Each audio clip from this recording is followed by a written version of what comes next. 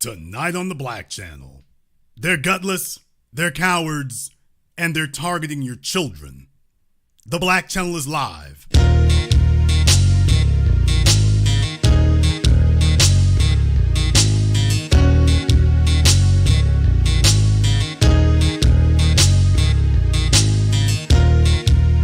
Unapologetic, unadulterated, and absolutely uncompromising.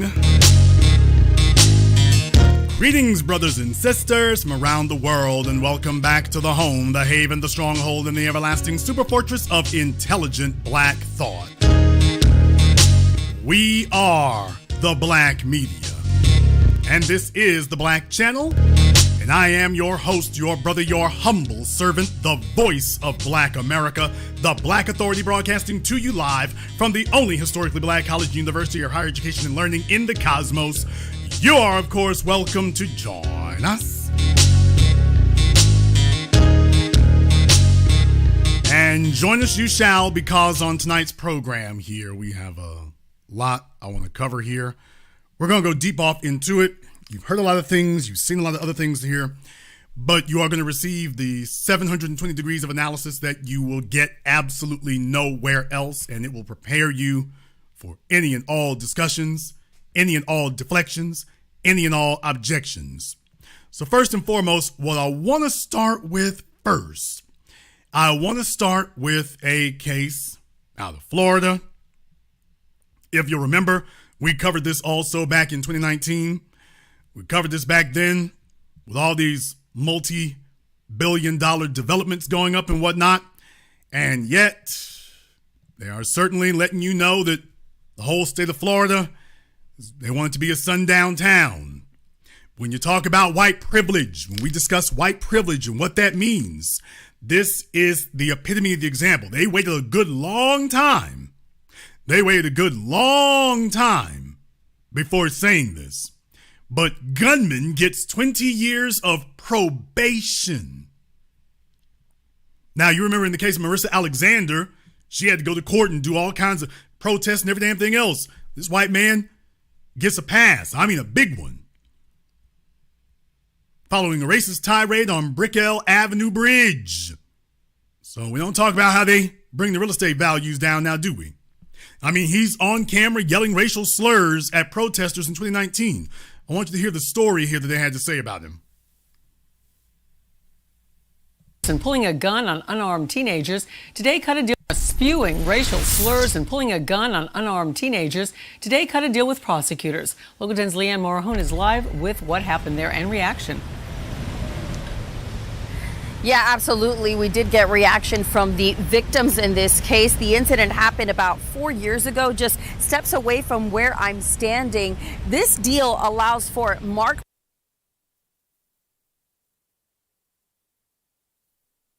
Okay, I'm not really sure why. For some reason, their player keeps buffering and it keeps freezing up on it for some strange reason. I don't know why, because it plays okay and then it just starts buffering or freezing up.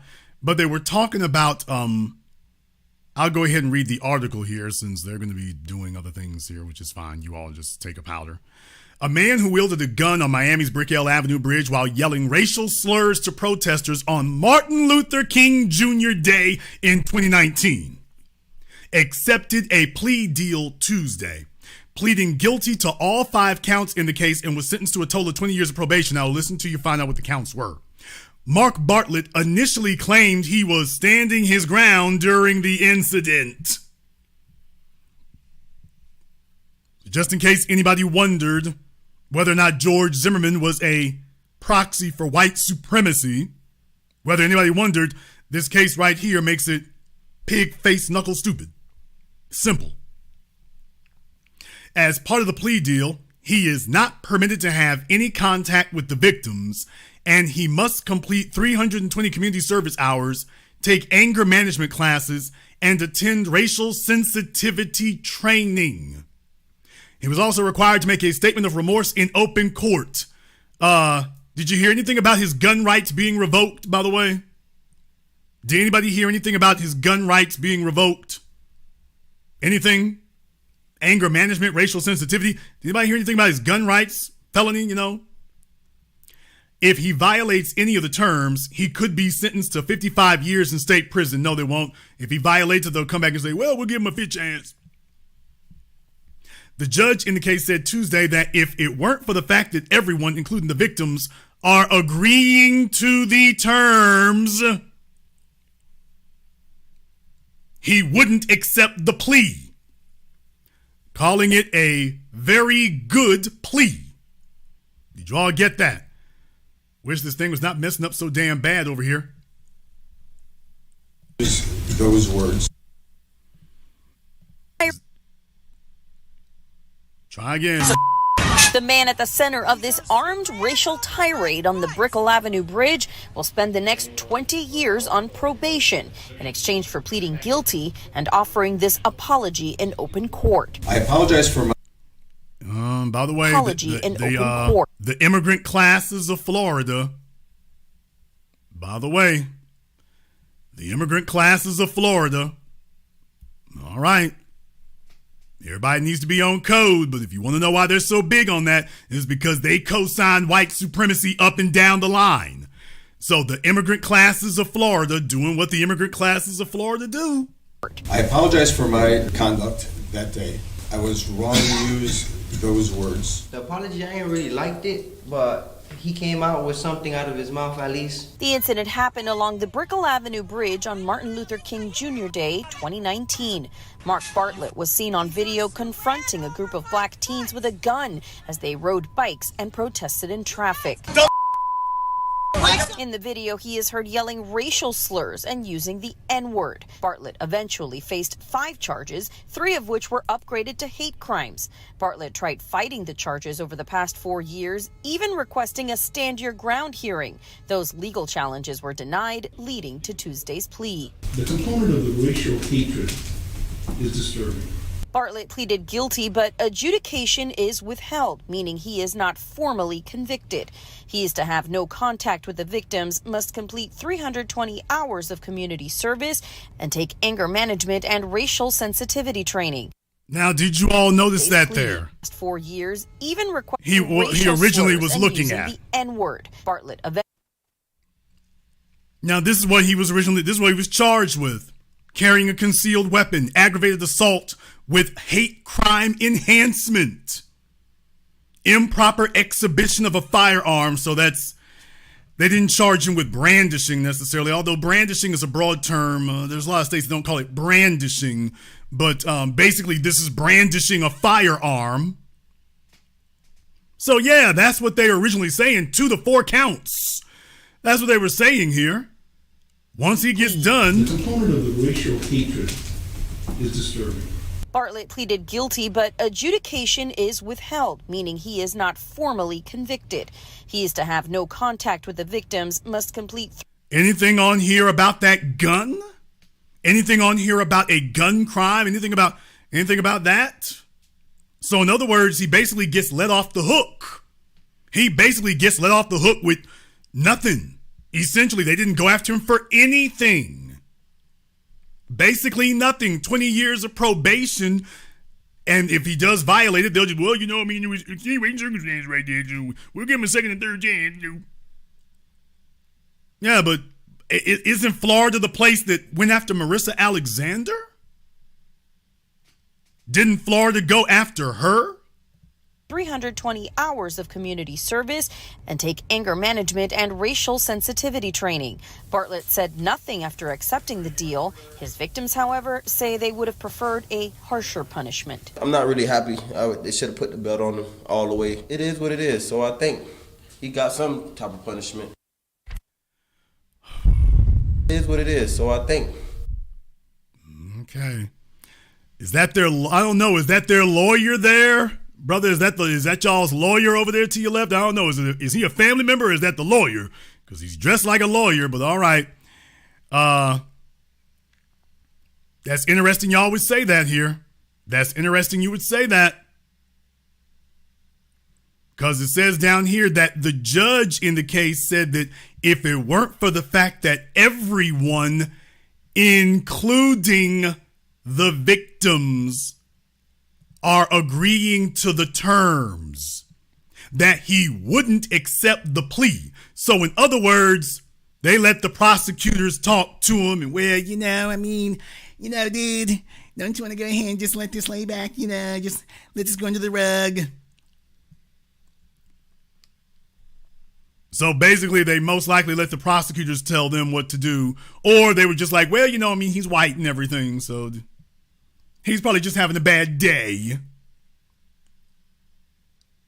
But that's what it says here, that everyone, including the victims, agreed to the terms. In other words, you handcuffed the judge.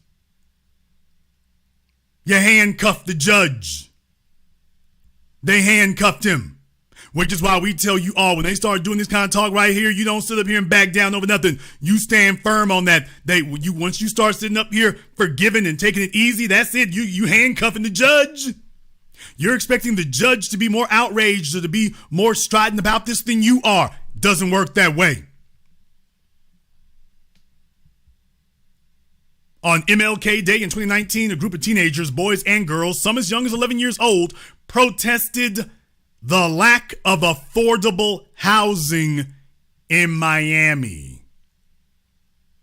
Did you get that? So anybody who thought that this was some Black Lives Matter kind of thing they're protesting the lack of affordable housing.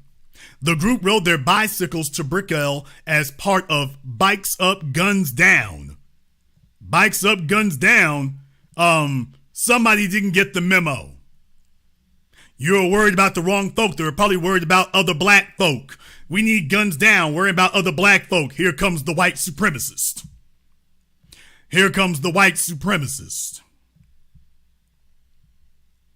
A nationwide movement for MLK Day group ride outs to protest racial injustice. One boy held up a Save Liberty Square sign referring to the community where historic public housing project for blacks first opened in 1937. Black Lives Matter, some of the teens shouted, since the Liberty City neighborhood has remained predominantly black for decades, even though the Civil Rights Acts of 1964 and 1968 ended racial segregation.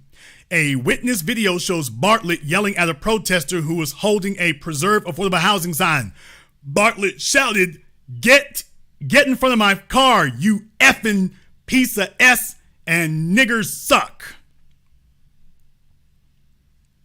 Despite all of Bartlett's provocations, videos show the group of demonstrators didn't react with violence or wield any weapons. Witnesses said the group was there to protest peacefully, and it was Bartlett and his then girlfriend Dana Scallione. Sound like some nice Italian names here. We can go look those up, Italian or Greek, but it sounds like some nice Italian names. I don't know, you can do the etymology on those. Bartlett and his then girlfriend threatened them. So in other words, he's now something of a new man since his chick ain't with him anymore. Course of communal sensitivity training, harsher punishment. He doesn't have his girlfriend standing by him anymore, so Bartlett said, yeah, he's a bit of a new man, huh? Okay, his then girlfriend. All right, or maybe is he married to her now? Could be. Said then girlfriend. Either she's left or gotten married, one or the other. Let's reward him for white supremacy. That's perfectly fine. Bartlett addressed the court Tuesday, saying his apologies for his actions that day and the words he used. I apologize for my conduct that day. I was wrong to use those words, he said. One of the victims, Deontay Joseph, told reporters outside the courtroom that he wasn't pleased with the outcome of the case. To be honest, I'm not really happy. They should have put the belt on him all the way. No remorse, because if it was the other way around, they would have put it on us, he said. But it is what it is, so I think he got some kind of punishment. Said nothing after accepting the deal. His victims, however, say they would have preferred a harsher punishment. I'm not really happy. They should have put the belt on him all the way. It is what it is, so I think. Did you see they cut that part out? Now, it's a good thing they have it down here, this transcript of what he said, because did you hear how they put that out? He said they should have put the belt on him all the way. No remorse, because if it was the other way around, they would have put it on us. And here's my thing. If you all know this, then what in the hell are people doing? What in the hell are you all doing where it says that everyone agreed to the terms? What the hell are y'all doing then? What are you doing?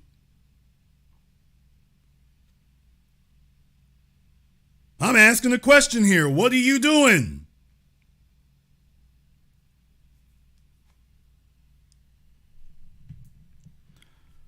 So I want you to keep in mind here that these folks know what's going on and they target the children. These are not profiles in courage. These are not profiles in courage.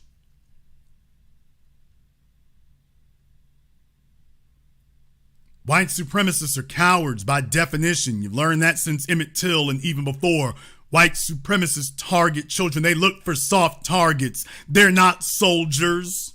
Ever since George Floyd, a white supremacist can get it anytime he wants to in America, and yet you ain't seeing them step up to come get nothing. Everybody's on alert. Everybody's ready. You can get it anywhere you want to get it, and they standing down and been standing down.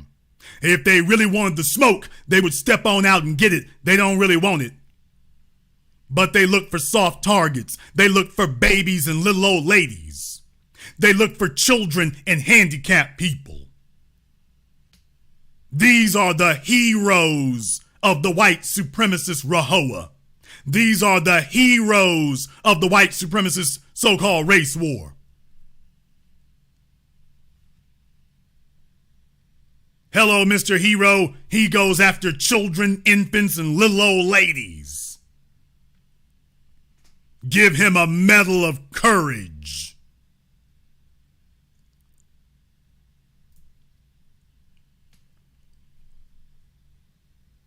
I want to go into our next story here tonight. I want to go into the next one, but I'm not going to do that right now because this is going to take a minute for me to dissect this actually the way that I wish to. It's going to take me a little bit of time to do that. So before I do, I'm going to take a brief commercial, non-commercial break because I want to deal with this other story here. I want to deal with this story out of South Carolina, and I want to give it the gravity that it requires and deserves. I've heard and seen a lot of things. I've heard and seen a lot of protestations about it. You've seen a lot of deflections. I'm going to make sure that we get that straightened out for you all here tonight. We're going to see about getting that straightened out for you here. So before we do anything else, I want to take a very brief commercial, non-commercial break. When I come back, we are going to give the 720 degrees of analysis of this case out of South Carolina that you will receive nowhere else. In the meantime, I do want to thank everyone, and I do mean everybody who has contributed to support tonight's program on PayPal, CashApp, Super Chat. My man, Mr. Richburg, thank you very much for your support, brother. I see you out there. Thank you very much. B1 Media is a lifesaver, as always. Thank you very much, brother. I appreciate that. You've been holding it down for us. We're going to go ahead and take a very brief commercial, non-commercial break. When I come back, we're going to give you all of the avenues of this, and you will be prepared to deal with this, including the parts that the media has not discussed. This is The Black Channel. Are you ready to take the next step in your career or business? With Higher Life Recruiting and Consulting, you can get the help you need to reach your goals.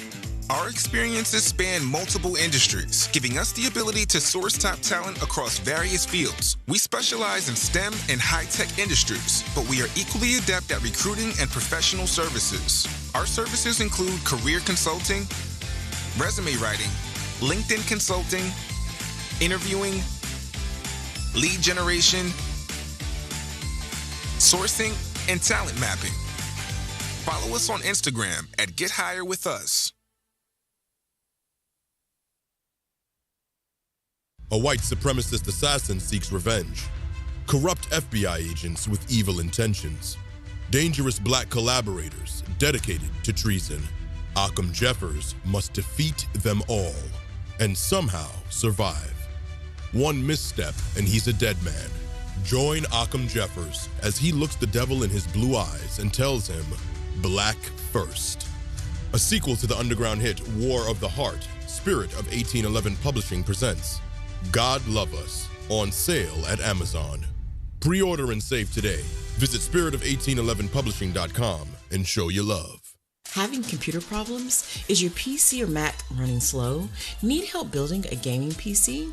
Having problems with your Apple or Android device? Call or text Fix Too Fast. We can fix common and uncommon computer software issues remotely anywhere nationwide from the comfort of your home or business. Are you having hardware issues with your PC or Mac? Ship it to us and we will ship it back fixed. Call 1-877-412-9890 or text 513-440-1646 to speak to a technician. Please visit our website at www.fixtoofast.net.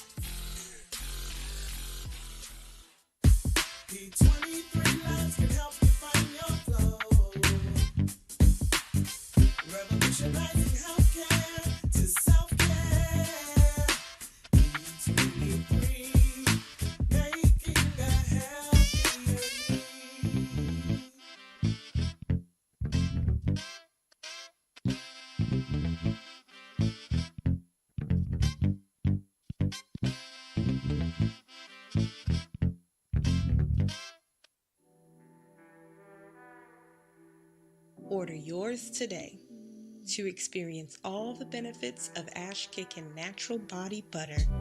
With skin so smooth and soft, you'll thank us for it. Shop Ash Kickin' online. That's ASHKICKIN.com.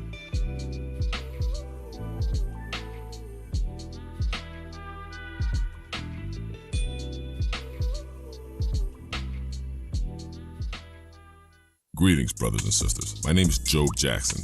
I'm a foundational Black American, and I entered the field of IT with the goal of helping the family globally. The industry's been changing, and I've learned a lot. But how did we get here? How do we navigate issues we face in the workplace? How can we get our house in order? Read The Concept and Intricacies of Being Black in IT, now on Amazon, as well as the best-selling Guide to Being Black in IT. Go to beingblackInIT.com. More Threads, a brand owned by a descendant of Black American freedmen, was created to uniquely address Black American history and contributions that have been intentionally hidden and suppressed. Use their apparel and more to learn and share the Black American history of Black inventions, heroes, towns, Black business districts, and more. Sign up and support not only a Black-owned business, but a movement at www.morethread.co. Hi, this is Brenda Starr, creator of Poetry with a Purpose and author of the book Pressed But Not Crushed. Pressed But Not Crushed is an anthology of political poems that address current and historical issues in American descendants of slave population and African American population. The book describes slaveries and its residuals, Jim Crow segregation, social depredation, and other relevant issues to American descendants of slaves and African Americans, including the current political climate that does not address our issues.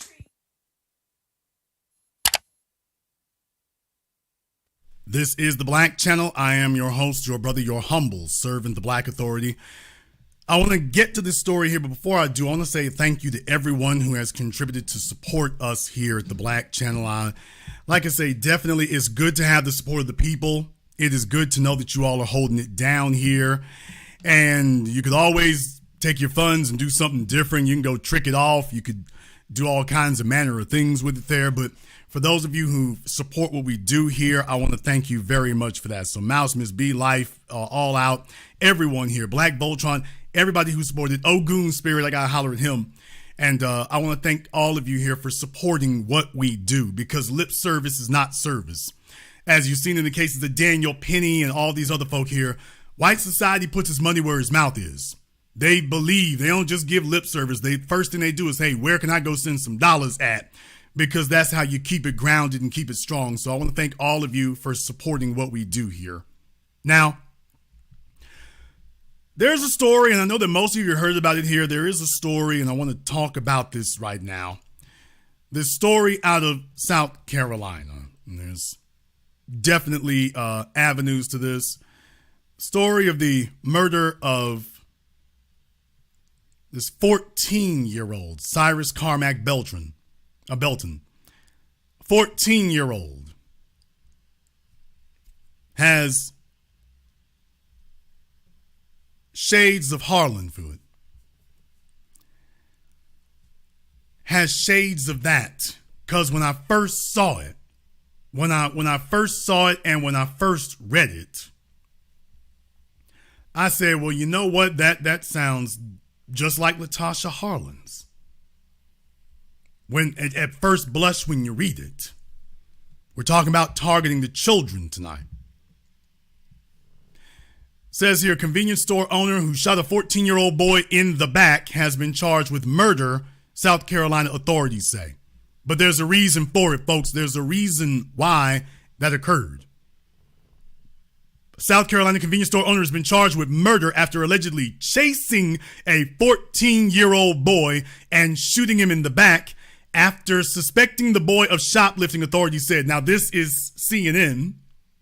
This is CNN. So you see what the writer of CNN said, Becky Reese.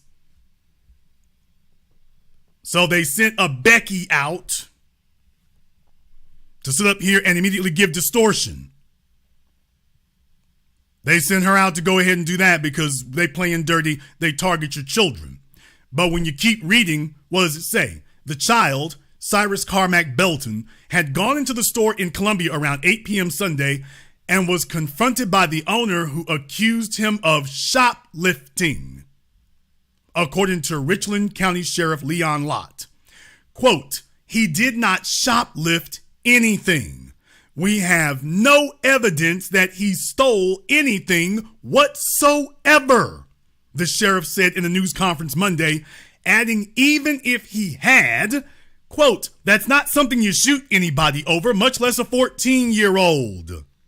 So once they realized that that story wasn't going to hold water, they started switching up what their excuse was.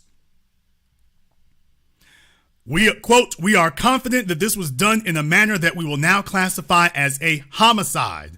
This was not an accidental shooting by any means, Richland County Coroner Nadia Rutherford said in the news conference. Quote, this was a very intentional shooting, and unfortunately, Cyrus Carmack Belton lost his life.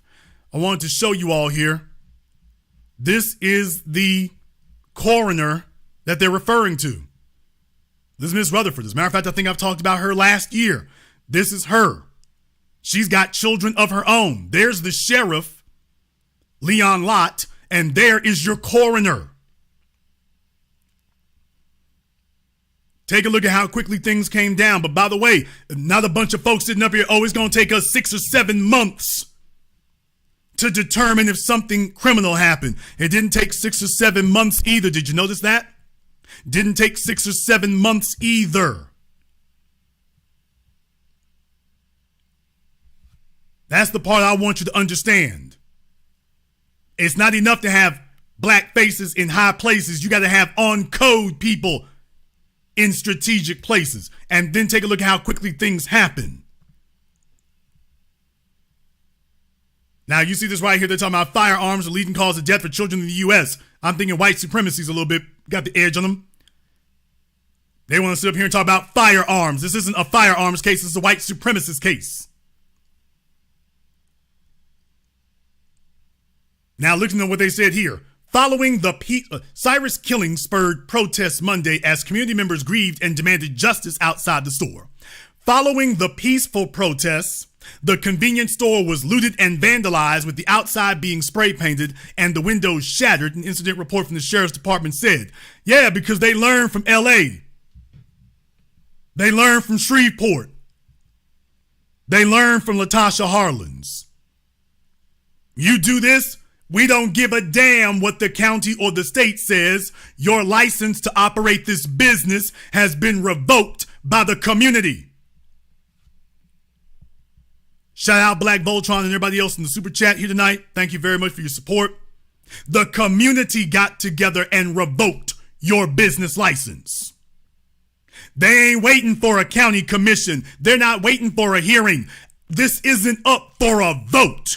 They showed up and said, yeah, we've made the determination your business license is revoked tonight. Don't worry about opening up tomorrow. Ain't gonna be nothing to open up for. Don't worry about it. Your license has been revoked. But CNN ain't happy. So you know CNN is trying to sit up here and run interference. They said the store owner, identified as 58-year-old Rick Chow, Stop Asian Hate, was arrested and charged Monday with Cyrus murder, according to the sheriff's office. He was denied bond at a hearing Tuesday, and his first appearance is set for June 23rd, court records show. CNN has attempted to reach Chow's attorney, James Snell, for comment. In other words, the attorney don't want to talk. Yeah, that went real damn fast, didn't it? That went real damn fast. That went real quick, didn't it? Relative to how it usually goes, yeah, that went real damn fast because they saw the community is on it and the community is ready to turn up. The only way you're going to shut that down is if you remove the assailant. Make sure he's behind bars. It's like, oh, don't worry, he ain't getting back out on the street. That's the only way you can even begin to tamp that down. And you see the folks let them have the store. The police and everybody's like, fall back, we can't handle it. They let them have it. We'll keep him behind bars, and hopefully that'll keep the other folks out the street. Now listen to what it says here, how the shooting happened. Shout out Creole King. According to the sheriff, after Chow confronted Cyrus, the boy left the store and took off running and was chased by Chow, armed with a pistol, and Chow's son. Now let me go ahead and remind you all here. These are the immigrants that they keep bringing over here. These are the immigrants they bring over here. They give these folks refugee assistance. They give them green cards. They try to give them fast tracks to citizenship. And they are carrying anti-black racism. These are the folks they bring over here. These are the people that they bringing over here, dropping them off in black neighborhoods. They're dropping these folk off in black neighborhoods.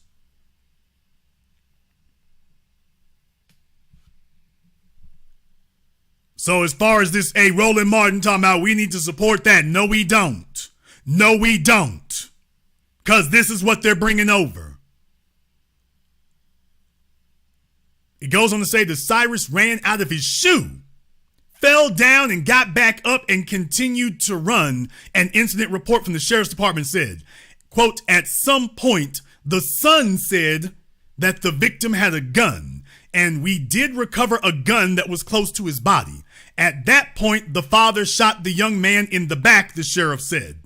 Chow reportedly saw what looked to be a firearm, pulled out his Glock 30S, and fired one shot, according to the incident report. That's called an execution. That's not called one shot. Deputies arrived to find Cyrus lying on his back as a bystander did chest compressions. A firearm was found several feet from the victim, the report states. The child died of a single gunshot wound to his right lower back that, quote, seems to be consistent with someone who was running away from the assailants, the coroner said during a news conference. Thank you, Miss Rutherford.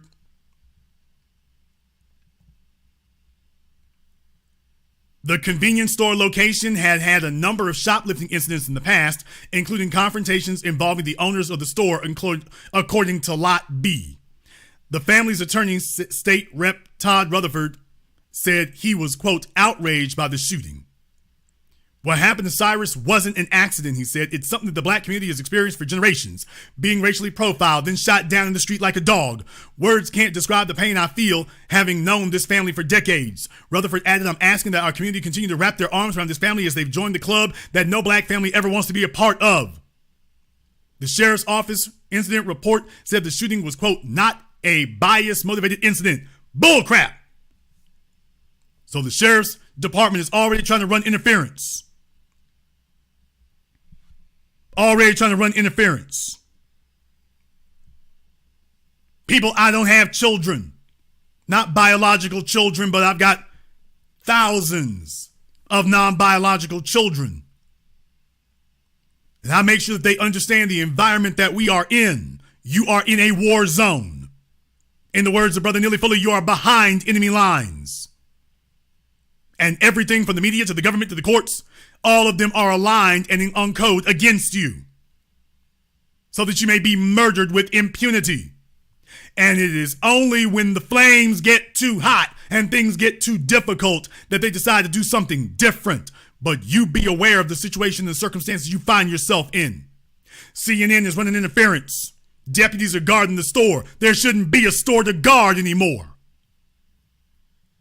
And CNN's not saying anything about the immigrant component. Yeah, because they understand this is what they are supporting.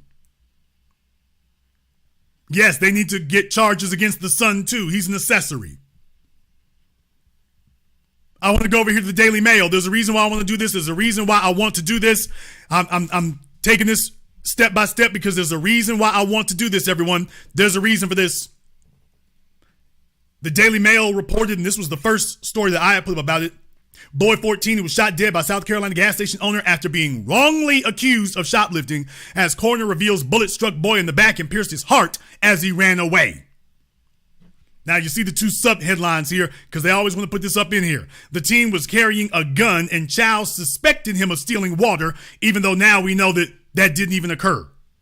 The 14-year-old armed teenager. You take a look at the first sentence here from the Daily Mail. The white supremacists are on deck and on code. But I got something for that too.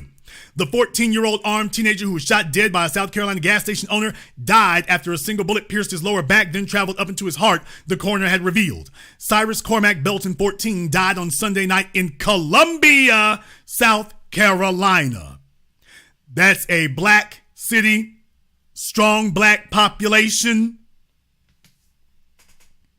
Columbia is essentially as a very strong black population. And everybody knows that. So from time to time, there must be acts of terrorism against you.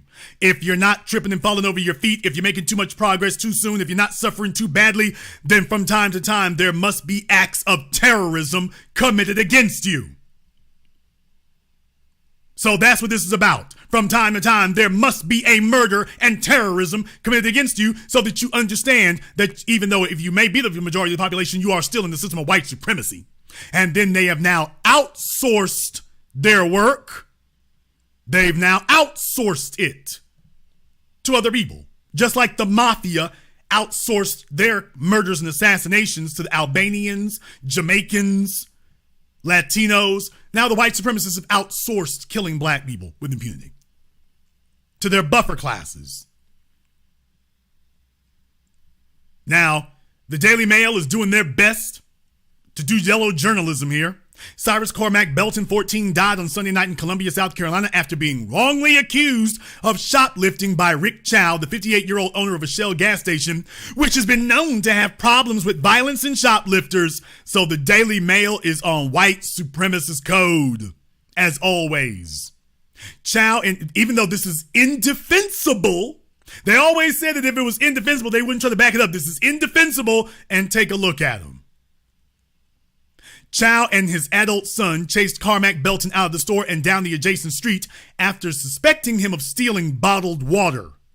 When they realized the teenager was carrying a handgun, Chow fired his own pistol. He shot him once in the back, and the teenager was pronounced dead. Police are yet to explain why the teenager had a gun or where he obtained it, but they say he never wielded it at the store owner or his son. So you notice the Daily Mail keeps trying to come back to, oh, he had a gun, he had a gun, oh, he had a gun. So you notice the Daily Mail is trying to justify this murder. You got to understand some of these pencil-headed noodle neck geeks who run these internet websites, who work at Facebook, who work at Twitter, who work at Yahoo, who work here at YouTube. The white supremacists everywhere every time a black person is harmed, they are here to justify it. They start playing defense attorney. Because whether you accept it or not, they are in a race war. They're in a race war. And they are speaking so that the other white supremacists understand these should be the talking points. Focus on the gun, but it won't work because the new black media is on the case. It says here that as a result, Chow has been charged with murder and is being held in custody until bail is set. He doesn't need any bail. We can just get straight to work with the execution. He doesn't need any bail. Angry protesters descended on the gas station on Monday, shared their rage, looting and smashing windows. In an interview with DailyMail.com, Richland County Coroner Naida Rutherford said Cyrus' grieving family, who have not yet spoken publicly about his death, were in shock. Quote, if you just lost your 14-year-old son, you'd be as upset as you'd expect them to be right now, she said.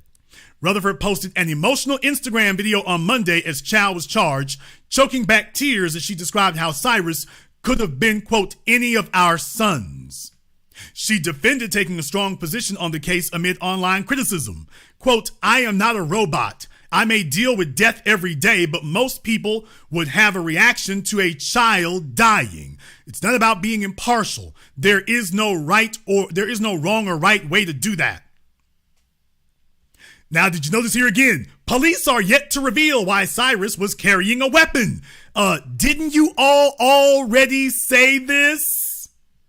Police are yet to explain why the teenager had a gun or where he obtained it. Police are yet to reveal why he was carrying a weapon, so they understand this is a very sympathetic case. This is a very sympathetic case, but white supremacists do not have another female, Jen Smith. She's trying to get her white supremacist bones. Another white supremacist who is trying to defend the murder of children. And these are females doing it. These are the suspected white supremacist females, Becky and Jen, going to work to try to give a rationalization. Well, if you think about it, you can see it a certain way. Now, there will be some people, addle-brained, backwards, dumb, who will try to argue, actually trying to defend what you just heard here. Trying to defend CNN, the Daily Mail, and any other outlet that would try to do this.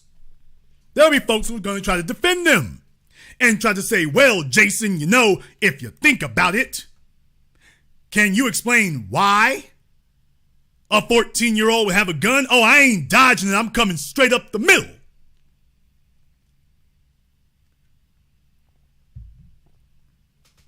You came to the right place. Jason, what do you say to the fact that this 14-year-old had a handgun? To which I will say to all of you, I only got 2 words for that. Kyle Rittenhouse.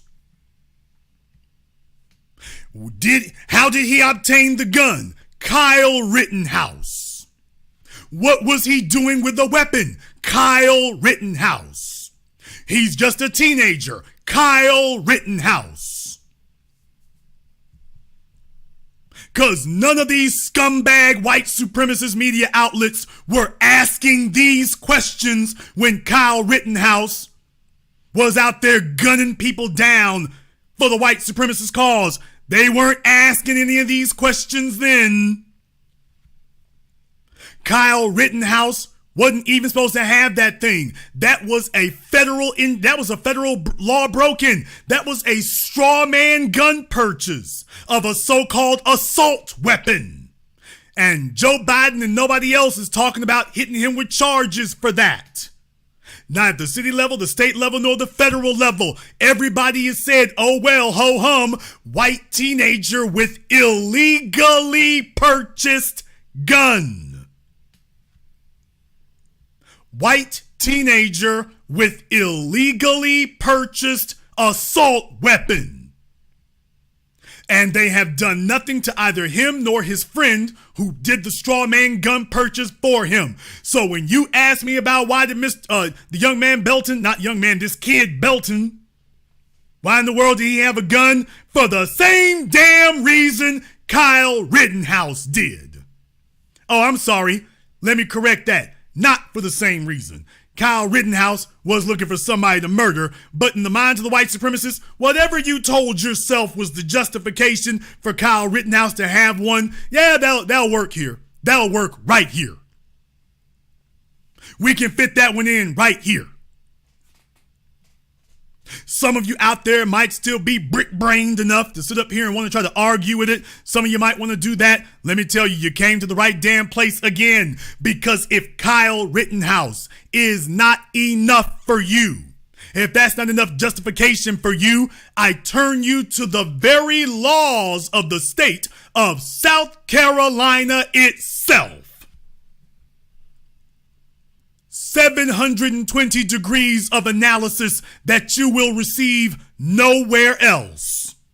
Oh, let's talk about the laws of the state of South Carolina. Oh, you didn't really want this to go down like this. You didn't really want it, but you're gonna get every bit of this work. So if you want to talk about why are you carrying a gun in South Carolina, let me tell y'all here just a few days ago from ABC 15, South Carolina gun owners one step closer to carrying without a permit. South Carolinians who are lawfully able to possess a firearm, now remember that sentence. I want you all to remember that sentence. South Carolinians who are lawfully able to possess a firearm may soon be able to carry their gun without a permit if Bill H. 3594 gets approved by the Senate and signed by Governor Henry McMaster. Currently, to get a gun in South Carolina, a person has to be at least 18 years old and has to get a concealed carry permit in order to carry it in public places or have it openly in their car. Executive Director of Palmetto Gun Rights, Tommy Dimsdale, said this is a constitutional right. So do you understand what Mr. Dimsdale is saying? He's saying that we already have the right to do this. That it is not the state legislature of South Carolina that gives you this right. That the Constitution of the United States already bestows this right on you. So when white men are talking, they're saying, hey, the legislature is just a formality. We've already got this right in the Constitution. It's already there. Quote, we believe you shouldn't have to ask permission from the government to exercise a right that's already enshrined in the Second Amendment of our Constitution, he said. 23-year-old shot killed near Myrtle Beach. What about white on white crime? However, Patty Tuttle with South Carolina Moms Demand Action has been fighting these bills. We'll move on past that. Tuttle believes permitless carry puts children in danger. Ma'am, the kids are already in danger. What the hell are you talking about? They're already in danger. Dimsdale said that isn't the case. Quote, if you can lawfully possess a gun now, you can lawfully carry it. It doesn't make it where a criminal or someone you know who has been adjudicated as mentally deficient, they can't just suddenly carry guns just because constitutional carry passed, he said. Dimsdale said guns make communities safer. If you want safe communities, we have to give those people who can't defend themselves a fighting chance, and the gun is the equalizer, Dimsdale said. Tuttle is urging lawmakers to reject the bill. Now, I want to go back up here to the top right here. For those of you who understand law and legalities, for those of you who understand how this works, I noticed that I focused on the first sentence here, and that's the same thing that Mr. Dimsdale said. If you can lawfully possess a gun now. Now, folks, I want to give you something here because this first sentence is very, very crucial. Very, very crucial. Lawfully able to possess a firearm. Let me give you something to think about, and this in a court of law. Let's just say that, for example, 14-year-old Cyrus Cormac Belton, let's just say that he had been assaulted that night, and if he had shot the assailants before they had shot him, his age would be irrelevant in a court of law. His age would be irrelevant. the means by which he defended his life would become only a point of conjecture or debate, but his age would be irrelevant. If you'll all remember Kyle Rittenhouse, his age was irrelevant. And then they made it irrelevant how he got the gun. Remember, we can't discuss that in court. Well, if that's okay to do and the feds aren't challenging it, you ain't gonna flip the damn rules over here in Columbia, South Carolina.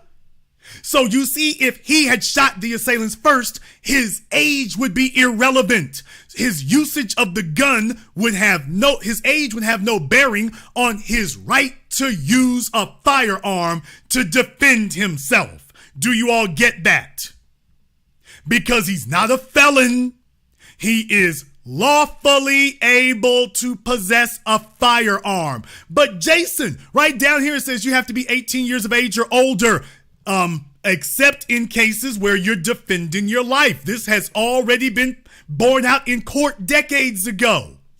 This was borne out in court decades ago. If your house is being broken into and your 10-year-old knows how to use the family gun and your 10-year-old shoots the burglar, the 10-year-old ain't gonna be charged with nothing.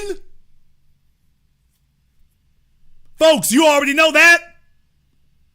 If one of y'all breaks in a white folks' house and their 12-year-old child shoots you dead, are they going to charge that white 12-year-old? Oh, you're not lawfully able to possess or use a firearm because you're 12? They're going to be like, hell no, pick this nigga up off the floor and carry him out of here. Give the kid a medal. I'm giving you the 720 degrees of analysis that you receive. Absolutely not. You ain't getting the whole damn story of 18 under certain circumstances. You can already do this. Your kids can already do this. This is already the protected law of the land. Already. Not next year, not next month, not next lifetime. This is the law now. This is defended in the law now. There have been court cases that have defended this already. So anybody wants to try you with the, he was 14 years old. Why did he have a gun? Kyle Rittenhouse. Well, maybe he's too young. Not according to South Carolina law, he isn't. Not according to the letter of the South Carolina law, he isn't. No, he isn't. No, it's not. Don't let any damn body fool you. No, he isn't. No, it's not. No, it isn't. You see, if you don't have these nuances, and if you don't recognize these small details in here, they will have you chasing your own tail like a chicken with its head cut off.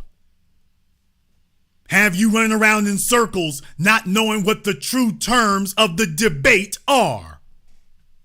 So I just showed you all tonight, just in case anybody was scared, just in case anybody thought we were going off the deep end, just in case somebody thought that we were giving that, quote, Black Power revolutionary talk. I am citing the laws of the United States and South Carolina. I'm citing the laws and judicial precedent. If somebody were assaulting him in the middle of the street, people, I'm not talking about a situation where if he's at home and a burglar breaks into the house and he just so happens to know where his parents' gun is. No! There is no law that says that you must allow yourself to be assaulted, and that includes by police. There is no law that says you are required to allow yourself to be assaulted or killed. There isn't a law that says that. Furthermore, you couldn't make one. But there is no law that says that you are required to allow people to harm you. There's no law that says that. So even if he found himself under assault in the middle of the street and all he had was his firearm, he is not required to say, oh, wait a minute, let me check South Carolina law to see if I'm able or have the right to defend myself. Let me check and make sure that I've got the lawful right to defend me. Let me check with the state statutes and see if I have a right to use this gun to defend myself. Because when Kyle Rittenhouse was in court, no one argued that he didn't have the right to pull the trigger. Even though he was illegally in possession of the gun, even though he was the assailant, by the way, even though he was threatening people and he was the assailant, nobody argued that he did not have the right to pull the trigger. No matter how he came into possession of the gun, no one argued that he shouldn't be allowed to pull that trigger. Well, guess what? We remembered that you all said that. I told y'all, oh, it's going to go down for you now because now you've set a precedent with Kyle Rittenhouse. You said it in big boxcar letters that these are the new rules. And the new rule is it don't matter how you got that gun. No, y'all gave that up with Rittenhouse. You were so determined to let the little suspected white supremacist off the damn hook. You were so determined to let him off the damn hook. You were so determined to do that. I told you then, you do understand this is going to come back to bite you. This coming back to bite you. And it's not going to be too damn long before them teeth get up a great big juicy bite out your ass. It's not going to be long. Not going to be long. Here we are. Oh, you can't use that defense. You can't use the why did he have a gun? You can't use that one now. That one's dead and gone. That one's dead and gone. You can't use the why did he have a gun? Hell, you can't even use the he illegally was in possession. You can't even use that one now, Daily Mail. Daily Mail, you can't use the, well, what, did he legally have it? Did he legally purchase it? Did he legally possess it? You can't use that defense anymore. You can't use that argument. You surrendered that with Rittenhouse. When you gave Rittenhouse a pass to do that, that was it. You were done. You slit your own throat. You're done. So you can't use that one. You damn right. Hang him high. Stay in jail. No bail. Hang him high. You can't use that one. You can't use that one. Y'all sat up here and tied your damn asses in a knot. You can't use that one. Folks, I'm giving you the intellectual, judicial firepower that you need. Folks sit up here and tell you about this case right here or any other similar one. You remember Kyle Rittenhouse. And then you all go check the laws of that state. When you're on top of the business, they can't get out of it. So there's a reason why they can't really make the arguments they used to. And unfortunately for them, the new black media is on your ass. Folks, everything I've said will hold up in a court of law because it already has. Let me say it again. Every single syllable and word I've said will hold up in a court of law because it already did. This is already established case law. You cannot be forced to give up your life. You are not compelled to allow anyone, including a law enforcement officer, to assault you or kill you.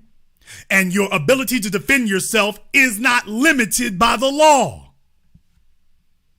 If your life is in danger, you have regardless of your age, race, sexual orientation, height, hair color, shoe size, favorite color, favorite ice cream, you have the right to defend your life.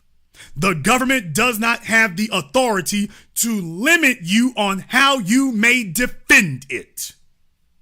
You are able to defend it at any age, and the government cannot put limits on how you defend your life. You can only defend your life if you do it by this means right here. Now, if you know how to knife fight, you can go ahead and do that right there.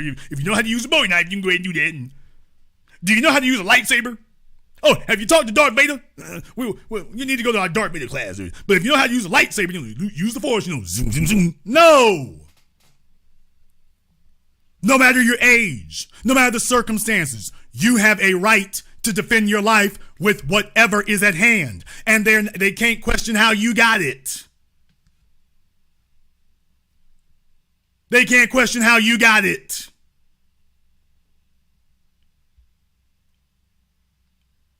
I promised you all that you would get the 10 tons and 720 degrees of analysis that you will receive absolutely nowhere else.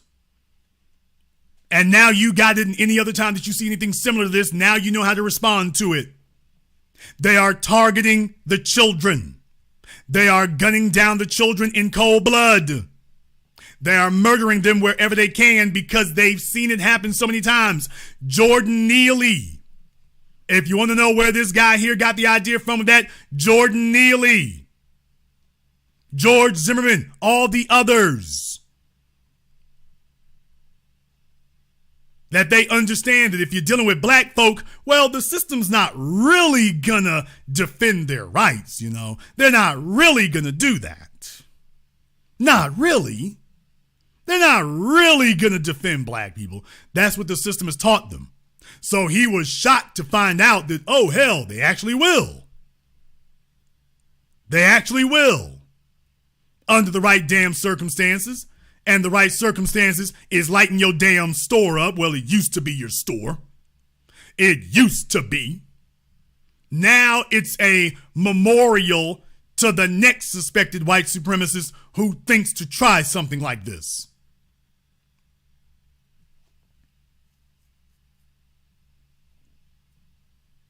Now it serves as a memorial, so the next white supremacist who thinks this is a good idea got to understand we can get it cracking in Colombia.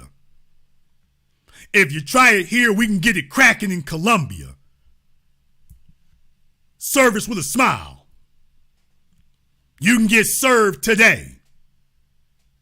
This is what the hell you do. In Columbia, South Carolina, they figured the summer of protest was over. It's like, oh no, this is the new normal. We tried to warn y'all that with George Floyd and before that with Trayvon Martin. This is the new normal. After Mike Brown, this is the new normal.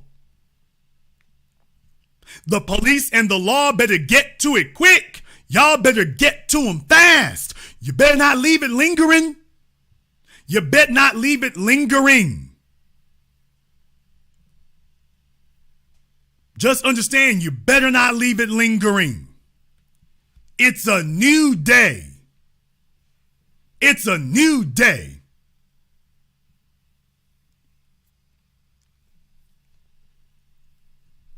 We'll be watching to see how the family responds. If they come out with the forgive stuff, we're going to have an update on that. Like I say, I'm giving you all the facts of the case and the logistical, empirical facts of the case. But just in case they try that again, I'm just showing you exactly what it is. Now you know how to respond in case you hear something like that. However, you might disagree. Therefore, the telephone lines are now open. The number is 646-787-1933. That's 646-787-1933. Your personal access code to the blackest radio program in existence, the only one of its kind on planet Earth today. As always, you are welcome to join us. Big shout out here to my girl Rhonda, Mark B, Najee, and everyone else who has contributed to support tonight's program on PayPal, CashApp, Super Chat, Venmo. Thank you very much for your support. We appreciate that. Tonight we are having a discussion about targeting the children. They're targeting the kids. They're going after the children. They're letting you know it's open season on your kids. That the courts and the law will back it. And that if we don't make it very clear from the beginning that we gonna stand up to it, oh, they're letting you know it's open season on the kids. It's open season on them without mercy. Because they are in a race war. And murdering, y'all got to understand something. When you do something like murder a 14-year-old and then the authorities start sitting up here giving excuses for why it's okay or it's not race related, understand something. What you're doing is, this is how you mark territory. Militaries understand this. Militaries understand this. What they call clear, hold, build. What is the clearing? The clearing is go in and gun down the enemy. Clear them out. What is the hold? If the enemy tries to come back, gun them down, keep them out. And then build. Clear, hold, build. Clear, hold, and build. That's what they're doing. Understand what you're looking at. They know. They know what they're doing. They're trying to gun down some folk to show this is our part of town, and the penalty is death. The penalty is death. That's what they're doing. If you want to know why it's so important for them to take bodies, because they're trying to show you that this is how you take over an area of town. That sends a chilling effect that lasts for generations. Gun down a child, show them that you're willing to do anything, including gun down children. Folks, that's Mexican mafia tactics. These are drug lord tactics to gun down and murder children. That shows you just how cold-blooded and ruthless the enemy that you're up against is. They believe in murdering children. And then get a court system that goes along and gives them an attaboy, a pat on the back, and cheers them on. Beyond disgusting.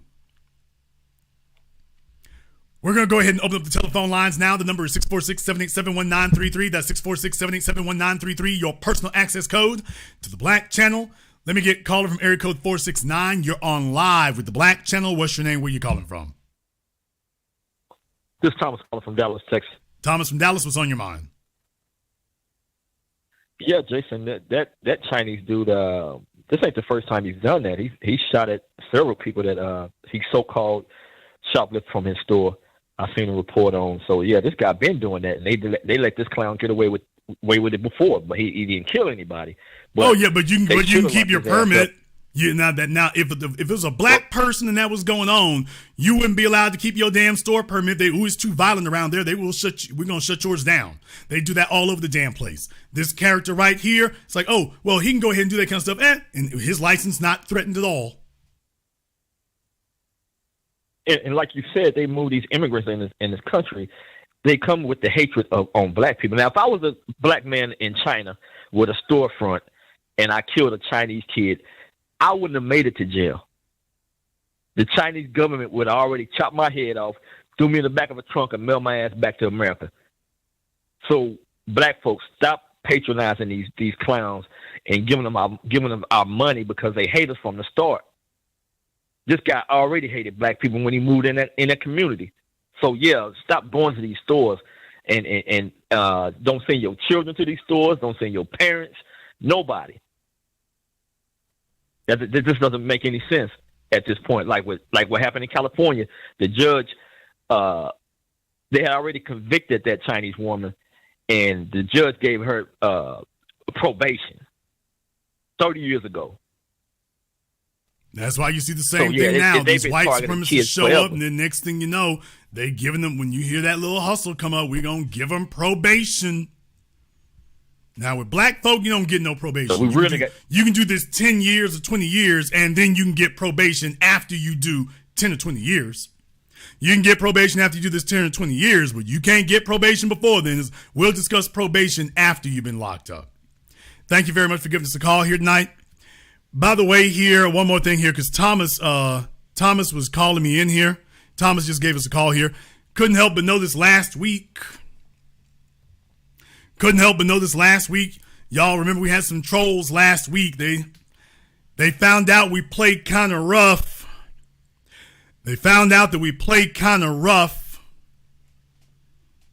For some of y'all who were wondering what happened about the trolls last week, they found out we played kind of rough. When you come here with the nonsense, you played kind of rough. They got upset. They had the nerve to try to file a privacy complaint with YouTube, y'all. They tried to file a privacy complaint. I don't know why. What part of your privacy was violated? What's the part of your privacy that was violated?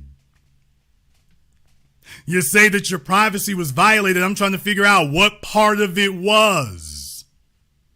Was it something we said? What part of your privacy was violated? How did that happen? What was it that happened to you?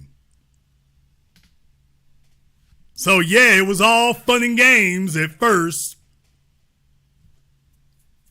It was all fun and games. They like, we gonna go play with the Black Channel. We're gonna go play with Intelligent Black Society. They found out, you might not want to play with us. We play kind of rough over here.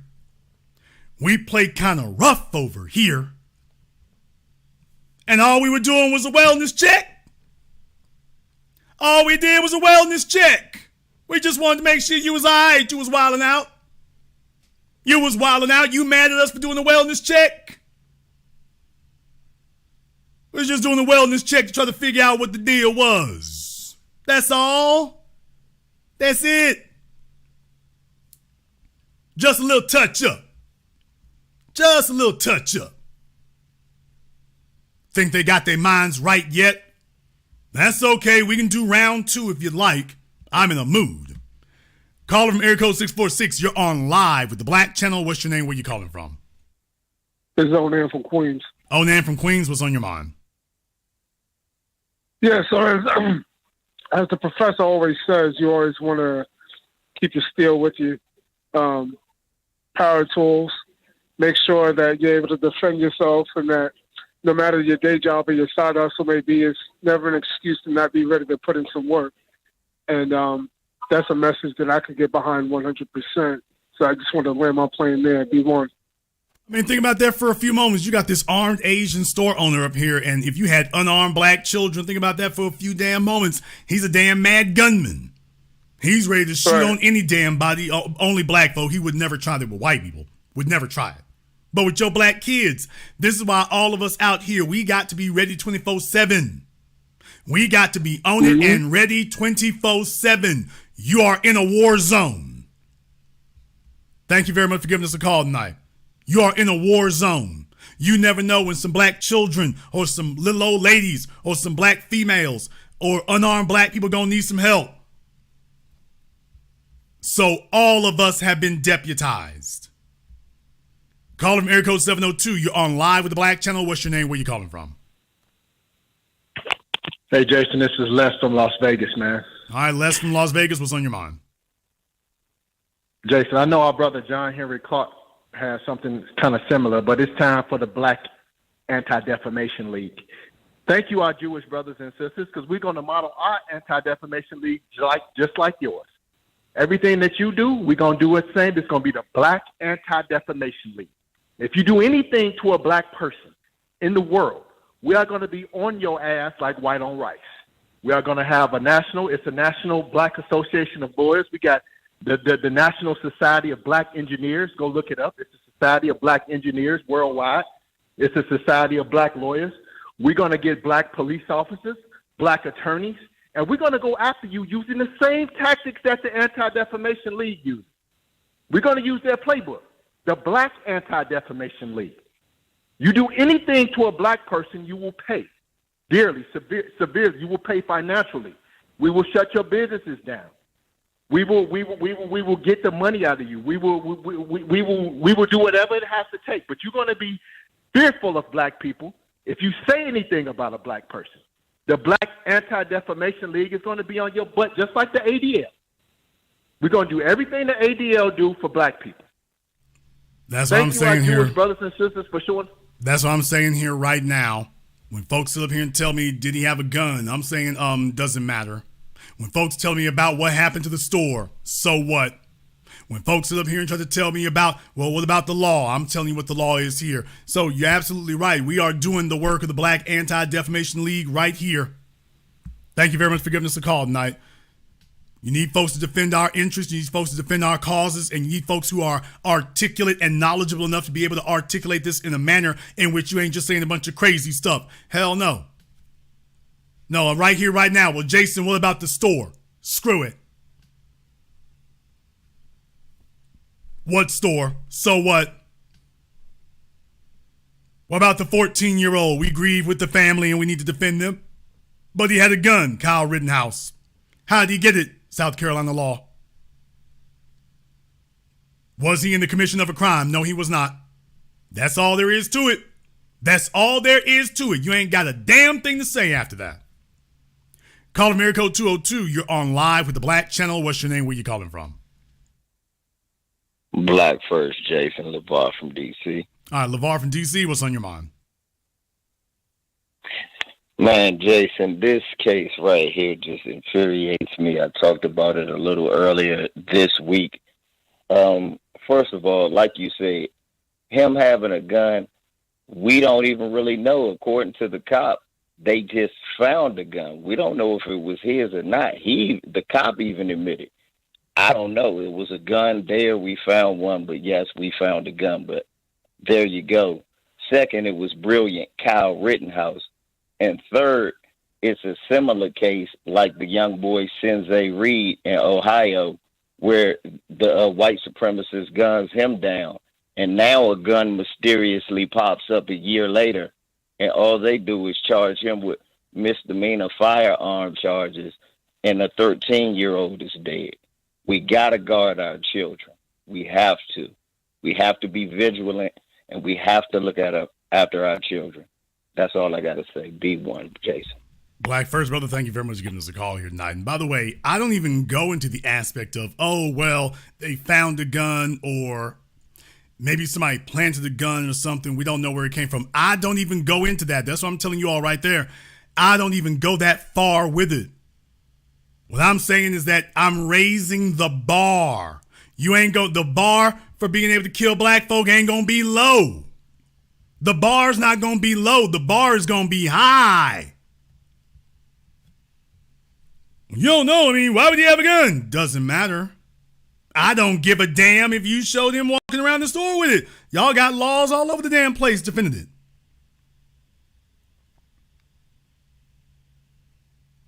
All over the damn place. Call him area code 803. You're on live with the Black Channel. What's your name? Where you calling from? Hi, my name's D. I'm actually originally from South Carolina, but I'm in Washington State currently. I'm from Columbia in particular. What Rick Child did was not unusual. In fact, there's a lot of Asian business owners in Columbia, South Carolina, who's particularly aggressive. There's this almost weird hatred of black people that's being exhibited from other outside groups. But then the other side to this is that it's the lack of police protection in black neighborhoods, right? Rick Child has a history of doing stuff, and the sheriff there is Sheriff Leon Lott in Richland County. He was the 2021 Sheriff of the Year. This guy has a history when it comes to black folks in particular of not protecting black folks. It's quite a rich history, but that's it. Just something to sink your teeth into, and I land my plane there. Be safe, brother. Well, there's the thing about it is that we're on the other side of this now, which is, you know what? We don't need Sheriff Lott to defend us, but you damn sure ain't going to punish us. You're not going to punish us for defending ourselves. So if you're not going to defend us, we going to defend us. And no matter what happens, we'll be damned if you're going to punish us for defending ourselves. That's not going to happen. So if he wants to check out of doing his job, we'll take care of it ourselves. But when you fall back, Sheriff Lott, you're going to fall all the way back. You don't get to fall a little bit back. You fall all the way back. Call America Code 904. You're on live with the Black Channel. What's your name? Where you calling from? Yeah, this is Mike from Duval. I was told by one of your mods to give a call in. Okay, Mike from Duval where? Duval, well, Jacksonville, Florida. Okay, thank you. He said Duval County. He said Duval like everybody knows him. It's Duval, can't you tell? There's a lot of Duvals, brother. In any case, what's on your mind? All right, so I'm assuming your mods wanted me to call in because I had some comments regarding your first article. The article that you were reading about the shooting in South Florida, where the white supremacists carrying a gun. The article you was reading was like from a white supremacist perspective, because the family did not say that they was okay with the verdict. Well, they wasn't okay with the plea deal. And also, depends on which article you look at, his gun rights was suspended for 10 years. So I don't know if that's conflicting articles, but I was in the chat. I was just, I guess, just marking out the differences of what you was reading and what else was out there. And they told me to give you a call in regarding that matter. Okay, well, I'm not really sure about that aspect of it. Like I say, that's what the article was saying about it here. I can definitely tell you, if you find that because to get a plea bargain through like that is highly unusual. That is highly unusual to be able to get one through like that. So when they say that the judge and everybody else signed off on it, that part sounds correct. A prosecuting attorney, generally speaking, is not going to try to do something like that on their own because there's too much blowback or liability for it. Now, it might be a situation where some folks are saying, because we've seen this before, they say one thing in front of the cameras, but they said something else and they was behind closed doors with the prosecutors.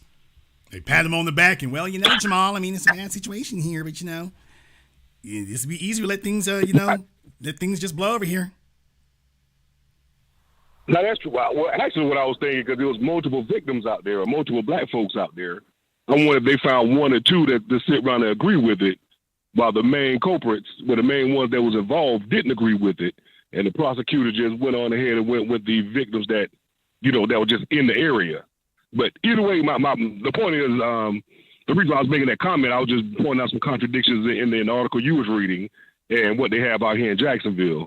So, like I said, I wasn't opposing anything, so I'm not sure why your mods had me call in, but I called in no matter what. Well, Eve is somehow usually hitting the crack pipe. So it's the first of the month. The checks came in, so Eve is hitting the 8 ball. So we let her have a little bit of time off tonight here. So when she come down from the 8 ball, it'll get better. So thank you very much for giving us. Yeah, sometimes Eve hits the meth, and the spoons aren't clean or for the heroin. So have a little patience with her. Caller from area code 804. You're on live with the Black Channel. What's your name? Where you calling from? Ben, Richmond, Virginia. Okay, I don't know if you're on speaker or whatever. Your phone sounds bad. I'll give you one, and it's got a lot of crackling on this. So whatever you're doing, you need to get started. Ben, Richmond, Virginia. Ben in Richmond, what's on your mind? Well, I want the audience to just keep in mind next time you feel like having sympathy for, I guess, youth that cross the border, think about how they think about your youth, how some of the, not all, but some of the immigrant groups think about your young people and how they value them in incidents like this. You're always meant to feel sorry for them as they cross in, and I guess that's a part of our humanity, that we always have a heart for children no matter what, but, Well, if it were white children or Asian kids, remember the Asian kids were tearing up that restaurant in that video a couple of months ago. If it's white kids or Asian kids, there's always sympathy. It's never condemnation. It's never condemnation of the group. It's never condemnation of the culture. We want to find out why the kids are wilding out and why this is the wrong thing. Even if it had been a white kid who walked in that store with a gun, if it had been an Asian kid walking in that store with a gun, they would be called troubled youth, is what they'd be called. Right. They'd be called that. Right. But nobody would be sitting up here trying to criminalize them off the gap. That wouldn't be happening. Right, absolutely. And of course, we often, I understand how the media sells it, but, we often, I think it's like a knee-jerk reaction with some of us to just, have a heart for strangers and for the children of strangers. And I guess that's, like Dr. Clark said. Yeah. As Dr. Clark said, that's a part of our beautiful humanity.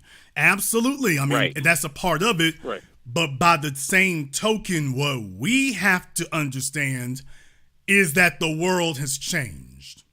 And everybody, the folks that we're dealing with are youth. As far as they're concerned, that's not an asset. That's not a good thing. That's a weakness.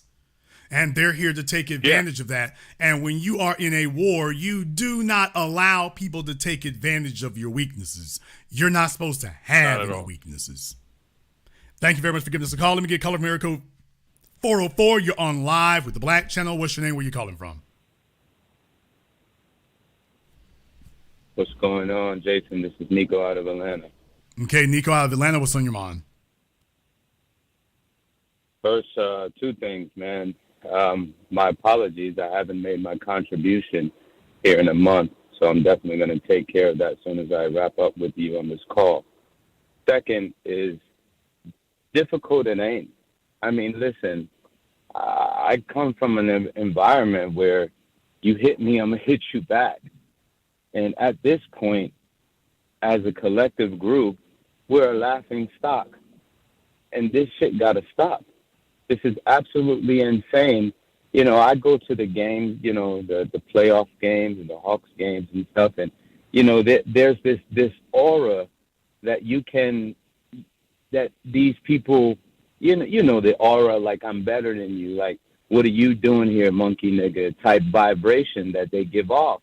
Well, I remember coming up, that wasn't even allowed.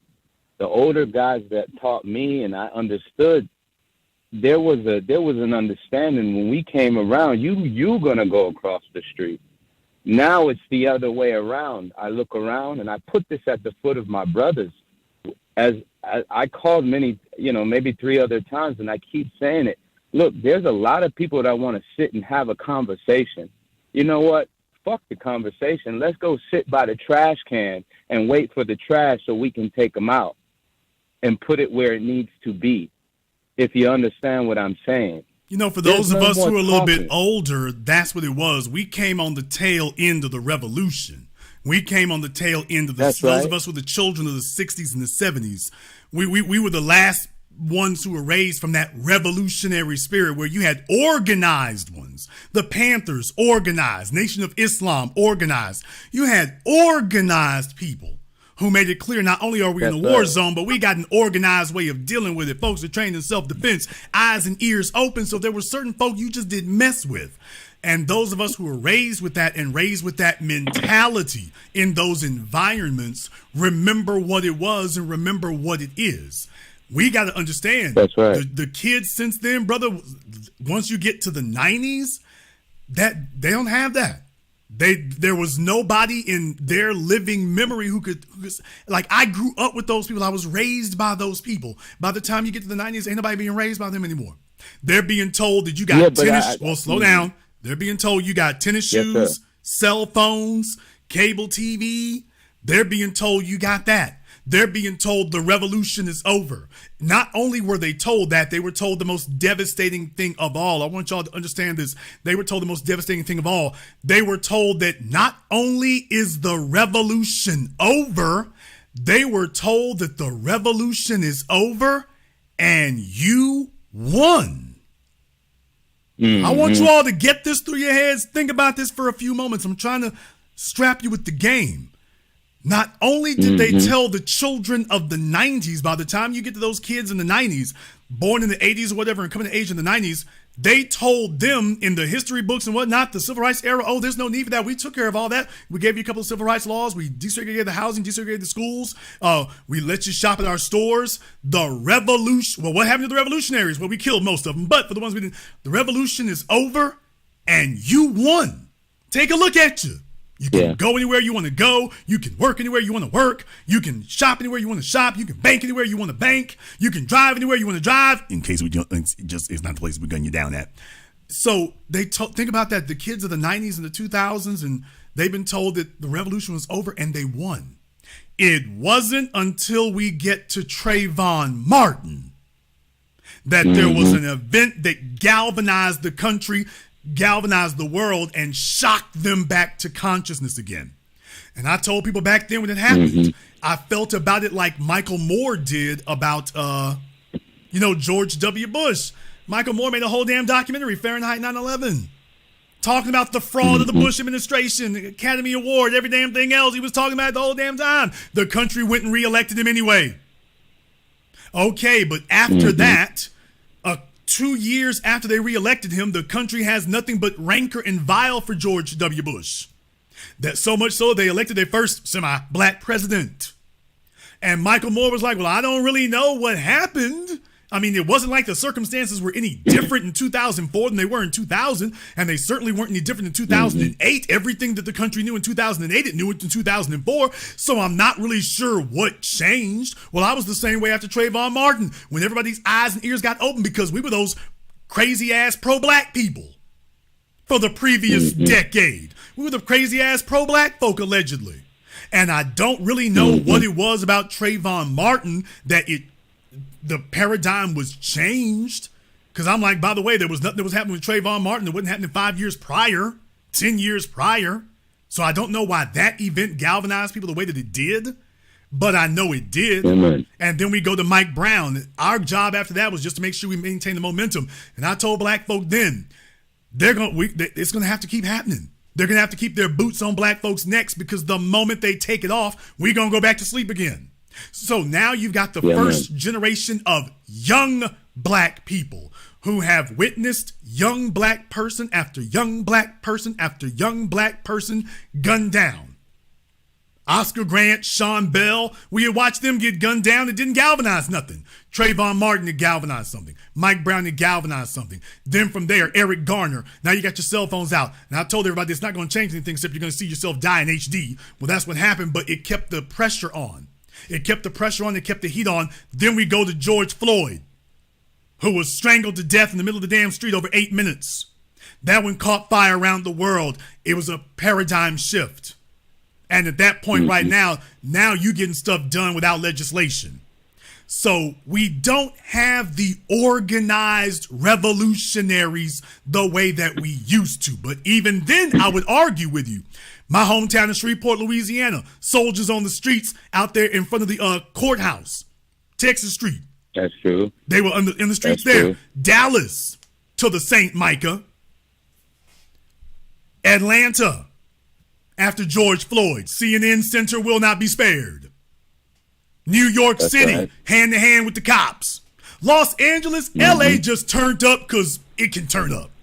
Nobody even did anything in LA. LA was like, look here, we turn it up because it's LA. We ain't gonna let everybody outdo us. So yeah, y'all ain't did nothing yet, but we're gonna put something on you for all that other stuff you did. So LA just turned up because it could turn up. Then you got Minneapolis on fire. I can go down the list, but I'm saying that there, brother, which I understand what you're saying. And you and me, if you're in your 40s or whatever, we came on the tail end of the last era of the revolutionaries, the organized ones. These young folk ain't had that. That's true. So what they're doing is they're organizing in their way.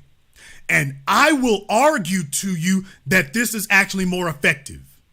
Because instead of having a central apparatus or a central person, instead of having to have a Dr. King got to come to town or a Malcolm X got to come to town, young people are turning on their cell phones, they're setting up some tweets, and things is getting turned up right where they are. I'm going to say to you, brother, what more you want to ask for? The folks got out there, they shot that boy down. Next thing you know, it's like, hey, we going to get it crunk right here, to the point now the police are like, okay, we just going to put this guy in jail and leave him. We're going to leave him there. It's not safe. He's got the city on fire. So I would argue that this is actually, I would argue that we got a more effective means now because it's becoming part of the culture. It's becoming part of the culture now. Absolutely. I'm not here to say any way is wrong to go at this evil, this horrible devil. You understand me? When I hear this news, I cried. I keep crying, and I keep telling myself, all right, I wake up every morning hoping that a revolution done started, because it is painful to see a brethren we don't even know on the other side of the world get picked off, and it tears me apart. And all I do is wake up every morning and I tune into your station. I tune into the other brother's station and the other brother and the sister, just looking for the cues and also doing my part. I hire brothers that look like me, that want to rock with me, but I understand we're in a different time, different soldiers. But if I keep on seeing older brethren like me come around here wearing sandals, come to work late, showing the young brothers not how to maneuver, we're spinning in this little rat wheel. And I don't want to let off. And I just want to say, look, brothers and sisters, first, recognize real when you hear it in consistency. I have been listening to this man, Mr. Black, for quite a spell. And I got to tell you, you're on point, you're blazing, and I wish that I can give you a nice, cool million so you can get your CNN building up and hire some more soldiers. But, in due time, contribute, brothers and sisters, and come up off your coins. 100 is where we start at a conversation. If you can, give the man what he needs so he can do what he needs to do. He's consistent. That's number one. Number two, please, let's look at ourselves. Handle your business when you're doing business with one another. Let your word be your bond. That way the kids can see that. when we're having discrepancies amongst one another, let's handle it like men. Don't go around here like chatty patty female. All right? When you see someone picking off our children, man, it's time to,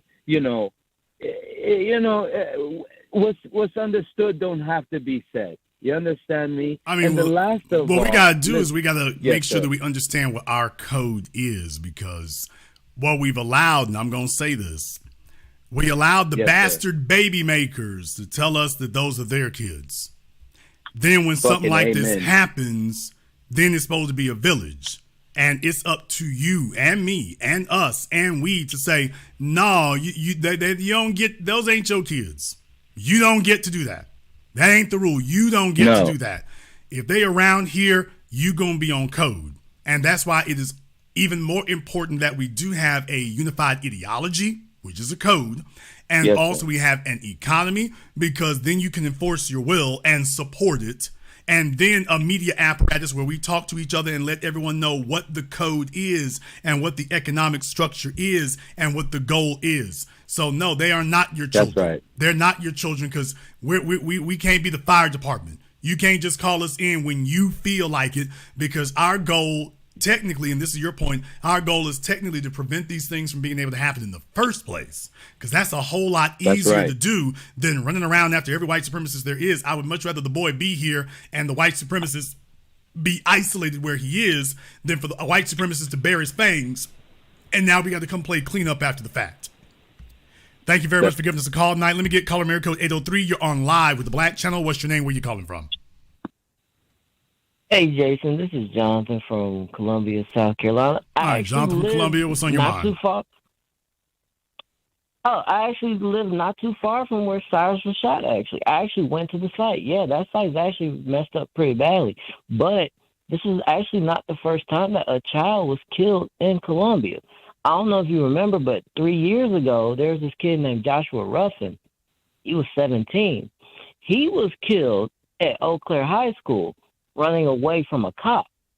And the mayor at the time, whose name was Steve Benjamin, he's actually in Joe Biden's administration right now. He let that cop stay on the force. Sounds like he's perfectly qualified. Sounds like he's perfectly qualified to work for Joe Biden then. That sounds like resume enhancement to work for Joe Biden. Yeah, you got some black kids killed. Oh, come on and join my cabinet. You're just the man we're looking for. You're just the kind of man we're looking for. Now, as you know, and also, I travel the country. So whenever I come to the East Coast, I come from Louisiana, so I'm shooting straight up Interstate 20. Hit through Georgia, and when it splits off right when you're going to get to 95. Now, if you keep going, that's one thing. But when it splits off to 95, 95 North, 95 South, you see the signs for, Columbia and all that when you're heading towards South Carolina. So, I'm familiar with it. And folks don't see what I see. We'll slow down. We'll get to that in a moment. Folks don't see what I see because I don't fly to these places. I drive to these places. So they don't see the racial makeup. They don't see the building. They don't see the development. They don't see the signs and the new signs. They don't see those kind of things. So since folk don't really travel around firsthand like that, they don't see what I see. So I see the development that's happening in Columbia. I see about the freeways and stuff. I see how they're mapping it out. There's a whole bunch of freeway building going on in North Carolina and South Carolina as we speak. There's a whole bunch of freeway building going on. Because back when they put through the Highway Acts and everything, they didn't get very much because those are very rural states. In many ways, they still are, but the populations are growing up and blowing up. So you're getting more freeways built through there. So you got more development. They're actually planning out in the Carolinas now. They're basically forecasting what the traffic patterns and things will be over the course of the next 30, 40 years. And they're expecting a lot to change. So when you take a look at Columbia, you got to understand They trying to mark off their territory now, and it's like, okay, well, great, we're glad we got it. If all we can do is clear these niggas out, then we sitting on the gold mine. And when you recognize that's the way that they look at it, then you understand it's like, yeah, we need to commit some acts of terrorism to let black folk know and to have them steer clear of areas. Shoot one over here, kill another one over there. Next thing you know, just black folk just have this thing, hey, watch that part of town. You can get killed with impunity over there. That's how they clear black folk out of areas. You murder somebody. It's old-fashioned terrorism. You murder somebody, nobody gets punished. That sends the message to black folk that you can get killed with impunity over here. So naturally, you're going to just naturally stay away from that area. Yes, sir. And also, one more thing. I also have some information that you may want. This is I have to say allegedly for legal reasons, but the son, he has a son named Andy, who is a rising junior at the University of South Carolina. Mind you, the son hasn't been charged with anything, and he also chased Cyrus with the father. Yeah, I'm very much about that right now, especially like the Ahmaud Arbery case. No, the father is just the first one. The son needs to be catching charges too. So this is what I mean about they're trying to placate us, and I understand that. They're trying to placate us. We're not going to be placated. Mm-hmm. We're not going to be pandered to. We read what happened. Yeah, you got the father, but get that other one over here. So remember, just like the George Floyd case, and just like I'm forgetting what the city was here, Kansas or whatever. We're watching that. Everybody who was involved, everyone who was involved, needs to be held accountable. So about this, they got the father. Yes, sir. We are looking out for the son too. I might have something we're gonna do about that. Thank you very much for giving us a call tonight. Let me get caller area code 701. You're on live with the Black Channel. What's your name? Where you calling from?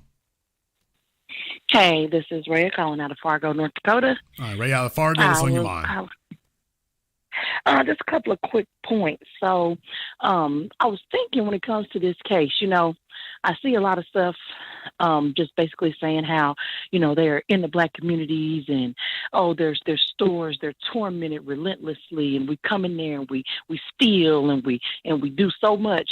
But if you think about how, why has there been like this mass exodus, like white flight? You know how back in the day when they seen a whole bunch of black people coming in to communities, they would just leave. If they are having such a hard time in black communities, why haven't we seen them Asians pack up them stores, pack up the beauty supplies, and leave? We haven't seen that. Well, no, they're not being tormented. First of all, let's be very, very clear. They don't try to set up shop on the white side of town, period. You can complain, first of all, that's always overblown, but because they wouldn't be able to stay in business if everybody was just shoplifting. That's first. That's just math. But second of all, you can't set up your Asian stores on the white side of town because you get some black customers. You will get no white customers. You can't set up business there. The white folk are not going to patronize you at all. None. So they are going to people who are actually friendly towards them. They know full damn well they can't make nothing happen on the white side of town. Nothing. If they could have, they've been setting up in every city in America. The Asians don't set up on the white side of town. They only come where we are. Hell, they don't even really set up on the Asian side of town unless they got a Chinatown. If they don't have a Chinatown, they're going where the black folk are. In every city in America, they go where the black people are because they know the white folk are not going to patronize them. Just like they treat black folk, that's how the white folk treat them. So that's the first thing. The second thing is, even if they could, the white folk didn't give them the investment or the permits or permission to be able to do nothing on their side of town. Now, they'll give them whatever they want on our side. They'll give them whatever they want on the black folk side of town. They can get permits, every damn thing they want to. You try to come on the white side of town, you get stonewalled, you can't get any permits, you can't get approval, you can't get certificates. So they understand that they only let the white folk build businesses on the white side of town. They don't give a damn about the Asians. Right. They're not going to let you come build your little Asian gas station on their side of town. They're not going to let you do that. You can go over there where the niggas are, but you ain't coming down here because this is reserved for the white folk because you can't, as Dr. Claude Anderson taught us, you cannot have a community if you do not have an economy there. An economy is essential to having a community. If you remove the economic base from that geographic location, you don't have a community anymore. You got a neighborhood. A high-rise building is a neighborhood. So with the if you don't control the economics, then you cannot control the politics or the media. So that is why it's essential that when you have this geographic location, if it's populated by white folk or by your people, you must control the economy of it because whoever controls the economy controls your, quote, community. That's the problem. If you let the Asians come over and do that, they're going to be a destabilizing force. So they send them over there to black folk because, well, they're doing what they want. They're destabilizing. Right. And so the second point that I was going to make is, when it comes to them saying that he was in a store and he picked stuff up and he did this, he did that. I don't know how many times I've been in Walmart or Target, and I pick something up and I might just have my little basket and I put it down. You know what I'm saying? If it's okay for somebody to chase you out of the store and shoot you, please tell me why Walmart, Target, and all of them have loss prevention. They know. Like, could you see Sam Walton chasing somebody out the store and shooting them in the back because they had something in the store and they put it down? Loss prevention is there for a reason. If you think about the movie Don't Be a Menace, how every time the Chinese lady, every time you turn around, she was dusting something off, he pick up something, hurry up and buy. All of that stuff, that's true. That's how they are. But you cannot, even if you think somebody stole something, if that's the case, people would be running, the mall cops, people would be just running up out of stores and shooting people and doing that. You can't do that to nobody. You can't just run up out of a store and shoot somebody in their back. They got loss prevention for a reason. Business is business. It doesn't matter whether it's Walmart, Target, or your local little Asian store. You can't just run up out that store and shoot somebody in the back. And well, as black people, we couldn't do that with anybody else here. Thank you very much for giving us a call. We couldn't chase nobody around. You can't do that at all. Certainly, you can't do it to black folk. You can't do it to white folk, Asians. You can't do anything. Hell, up there in New York, remember, in New York, you can't even talk to Asian people funny now. They call that a hate crime if you even insult Asians, if you make the Asians feel uncomfortable. Meanwhile, they down here gunning the kids down. That's a hell of a whole lot more than making them feel uncomfortable or saying something that they find uncomfortable. We're way past that. We're way past that. Call America code 928. You're on live with the Black Channel. What's your name? Where are you calling from? Hey, this is KOD. I'm calling from Chicago. All right, KOD from Chicago. What's on your mind? A lot is on my mind right now. I just think that what you're doing is just spreading false information, that there are just much more important things, and you're deflecting from the most important issue. Like where I'm from right now in Chicago, this past Memorial Day weekend, 50 people were shot, mainly in the south side of Chicago. Didn't I tell you not to call back? No, you didn't. Okay. Do not call back. This is not the coon zone. This is a coon free zone right now. We're not gonna have any. That's the nigga from the north side. He's talking now. He's lying, but he's the one I told not to call back. So no. What you need to do, you need to get back over there to Nigeria and get them straight. If you're worried about shootings and bombings, but get over there and get Boko Haram straightened out. That's what you need to be doing. Don't you worry about us. You get over there and go find all them schoolgirls. Since you're so worried about black on black crime, get your ass back over there to Nigeria and get on Boko Haram and tell them, hey, y'all done loaded up whole damn Greyhound buses full of girls. Before or after giving them female circumcision. So you go worry about that. Call America code 305. You're on live with the Black Channel. What's your name? Where you calling from? Hey, good evening, Jason. It's Renz from Alaska. How you doing? Renz from Alaska. We're at in Alaska. Anchorage. Of course. There's only like 3 places you can go up there. All right, what's on your mind? It's true. But it's true. No, it's true. It's true. Yep, we talked about it before. Anchorage is the largest city in the state of Alaska. Fairbanks and Juneau. And that comes in quotations. Largest city in Alaska. Well, yeah, that's kind of like being that's kind of like being the nicest guy in prison. It's not a very high bar to clear, but it's not like there's just this sprawling megalopolis. Like, we're the largest city in Alaska. Then you take a look at the rest of Alaska. So if you like snow and skiing, you found the spot. If you're looking for a well-developed mega city, not quite. Check back with us in a century. Maybe global warming will help us out. What's on your mind? Man, I just want to thank you for everything that you've done. I travel a lot, and all the cities, a lot of people who hear my voice they'll recognize me because I do a lot of stuff in politics. And I just wanted to call and give you a shout out, let you know that the word is getting around, and all this stuff that's happening right now, we're addressing it. At least on our end, the groups that I'm with, we have sit-ins and we sit down and we talk about all the topics. And that's it pretty much. And I'm going to give Roland his Pillsbury dough cookies. Remember when I talked before and we were talking about what I need to give Roland?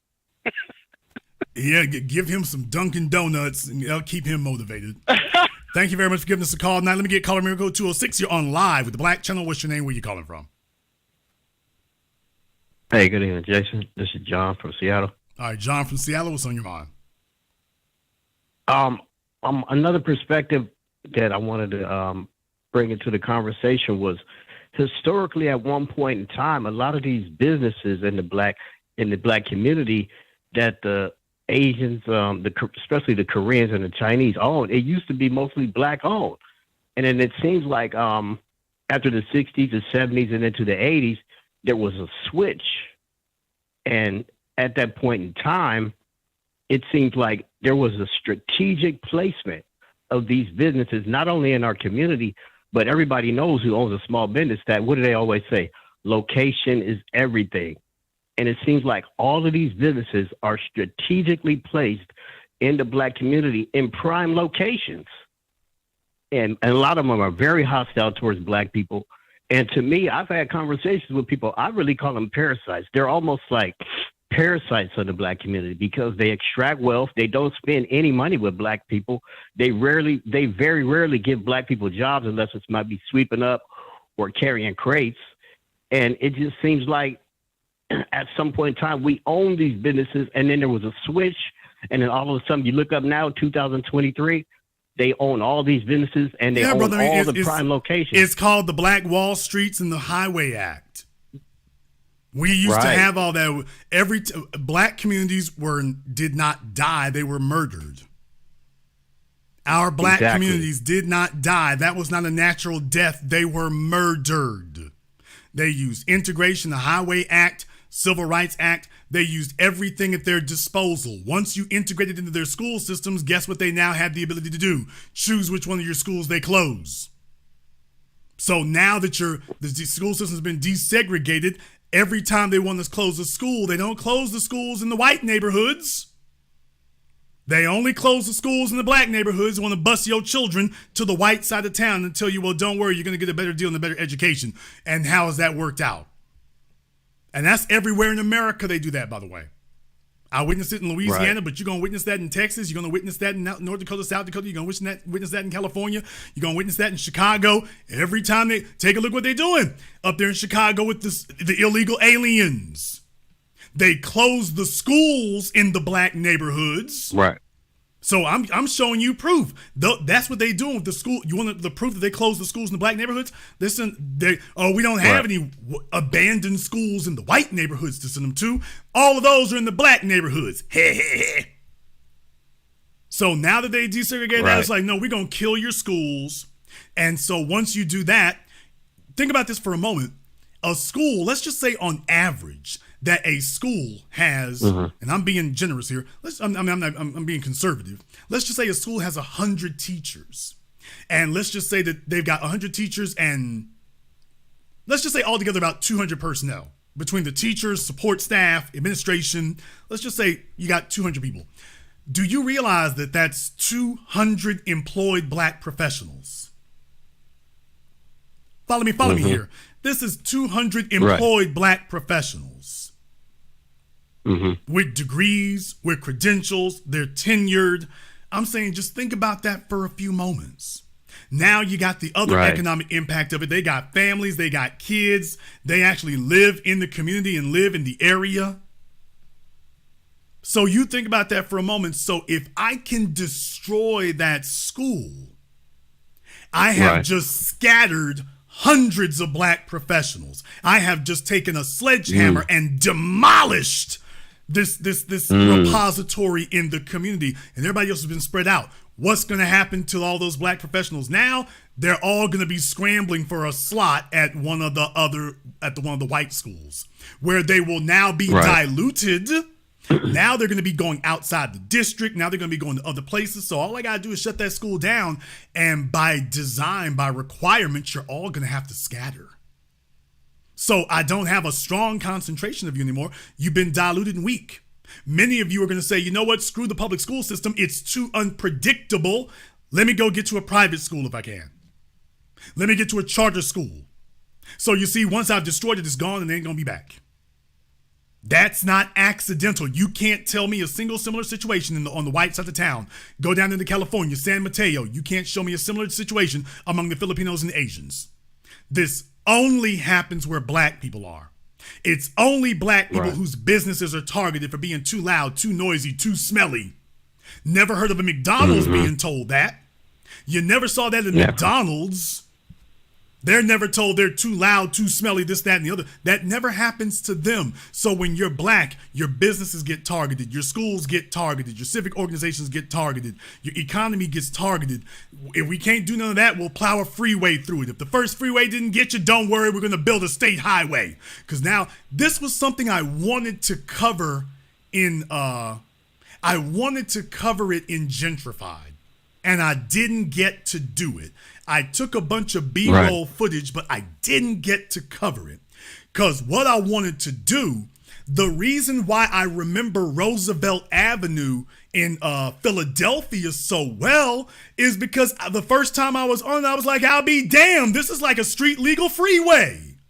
This is like a freeway with traffic lights. But then I got to remembering. But hey, I used to live in Dallas. There's a bunch of streets in Dallas like that. 6 lanes. Hell, a couple of them with 8 lanes in some areas. Huge intersections with traffic lights. So these are like surface street freeways. They call them thoroughfares, but these are basically surface street freeways. Freeways with lights on them. And in many areas, even out there in North Dallas, they're expanding them. They're widening them. And I'm saying, do you understand what this is? The Freeway Act, we don't even need it anymore. If the freeway didn't get you, don't worry, we'll have a state highway. If the state highway didn't get you, don't worry, we'll have a thoroughfare come through and get you. So every time you turn around, they're chipping away at you, coming back and forth. They're doing this over the course of decades. The black community and those infrastructures you're referring to, brother, they didn't die a natural death. They were killed. And then when they bring somebody else in, it's going to be somebody who's not like you. They're getting refugee assistance, small business administration assistance, being guided and sailed through the permit process because they got folks who speak their language. When they got these, quote, community programs and these offices of immigrant affairs, they got whole attorneys walking them through the process of getting their businesses legal and set up. Y'all understand that? Black folk got to go to bull jive ass conferences or seminars or whatever and still don't get any useful information. These other people have attorneys working with the damn city hall that help guide them through the process of getting the business set up. Don't worry about your credit. Don't worry about funding. Don't worry. They got all that lined up. And then when they get done, they swear up and down to you they pulled themselves up by their own bootstraps. But when you actually go and investigate what happened, you find out that's not what occurred. Not at all. And by the way, that even extends to the Chinese. Y'all don't believe that stuff about them coming over here like that. And, their paper is just good. The Chinese government has been paying to get those people their H-1B visas. Make sure they're papered up. Make sure they're good. Then they get over here and they're pulling espionage on American corporations and spying on army bases. Now you got balloons traveling across America. Yeah, that's that Chinese money that everybody's so eager to get their hands on so easily. So, brother, it's. I understand what you're talking about, and just remember, our communities did not die a natural death; they were murdered. This is why we are saying reparations, because if our communities were unnaturally killed, then I'll be damned if you tell us we need to work our way to resurrection. I'll let you have the last word. Thank you, Jason. Great broadcast once again. I wanted to land my plane on this to the rest of the FBA family. What that young brother died for, like they said, possibly for a bottle of water. Next time somebody around us wants a bottle of water from one of these stores that are parasites of the black community, just say, no, thank you. I'll get you one myself. And I'll land on that. Have a good night. Thank you very much for giving us a call tonight. We appreciate it. Let me get caller area code 773. You're on live with the Black Channel. What's your name? Where you calling from? Yeah, D Coach Chief in the place to be. I'm calling from the southeast side of Chicago. All right, man. Coach Chiefs, what's on your mind? Oh, man, I'm chilling, man. Got to get out the car real quick, my homie. You know what I'm saying? I don't know if he appreciated the truth. Listen here, can I speak freely? Look, I'm not very good at catching the news when they use their little slip words and stuff, you know. So that's why I tune into you, because you give it to me plain. But I am good at recognizing white supremacy, because where I live in Chicago is one block to what they call Slag Valley, where all the white people from. I told you I live on the south side, but my mother, she conceived me on the west side in the holy city. You know what I'm saying? Grew up in a house full of west siders, all my brothers and sisters. And this east side that Lil Durk and all the rappers talk about, it was a white neighborhood that we had to literally fight for, shed blood just to get. You dig what I'm saying? So understand. But I just recently came home. You know what I'm saying? It's unfortunate, but it's true. I just came home and I was gone for a while. And when I got back to the city, I recognized instantly all the changes that the people in my neighborhood didn't notice because they was here while it was gradually happening. I was gone for 9 years, sir. You know what I'm saying? And then when I came back, it's like I was there one day, then I came back to a whole new city. The first thing I seen was a Asian dude holding a hype's hand. I think he was a hype from 43rd, from years before. They were just straggling around. But I want to say this, sir. They just recently, all this stuff going on over here, because I stay right by South Shore High School and I also stay by CVS Park. I just went up there. They started sneaking immigrants in yesterday. You know what I'm saying? But just as this has been happening within the last 4 days, white dudes three of them tried to pull knives on me. I'm with one of my buddies that this is the funny part. I'm only going to tell you about the last one. The last dude, we in a van finna leave the liquor store. He get out the car with what looked like a Dominican or some dark-skinned Latina. You know what I'm saying? I'm not even looking at him. I'm getting my squares out. The man was like, fuck you looking at, bitch. So long story short, me and my homie, we wound up getting out the car. You know what I'm saying? Because he up to jack a knife on us, like his girl pushing him. So I grab a crowbar. My homie grabs something else. Now I grab a jackhammer. My homie grab a crowbar. And we coming on the Mexicans. They get them in the store and lock the door to protect them. You know what I'm saying?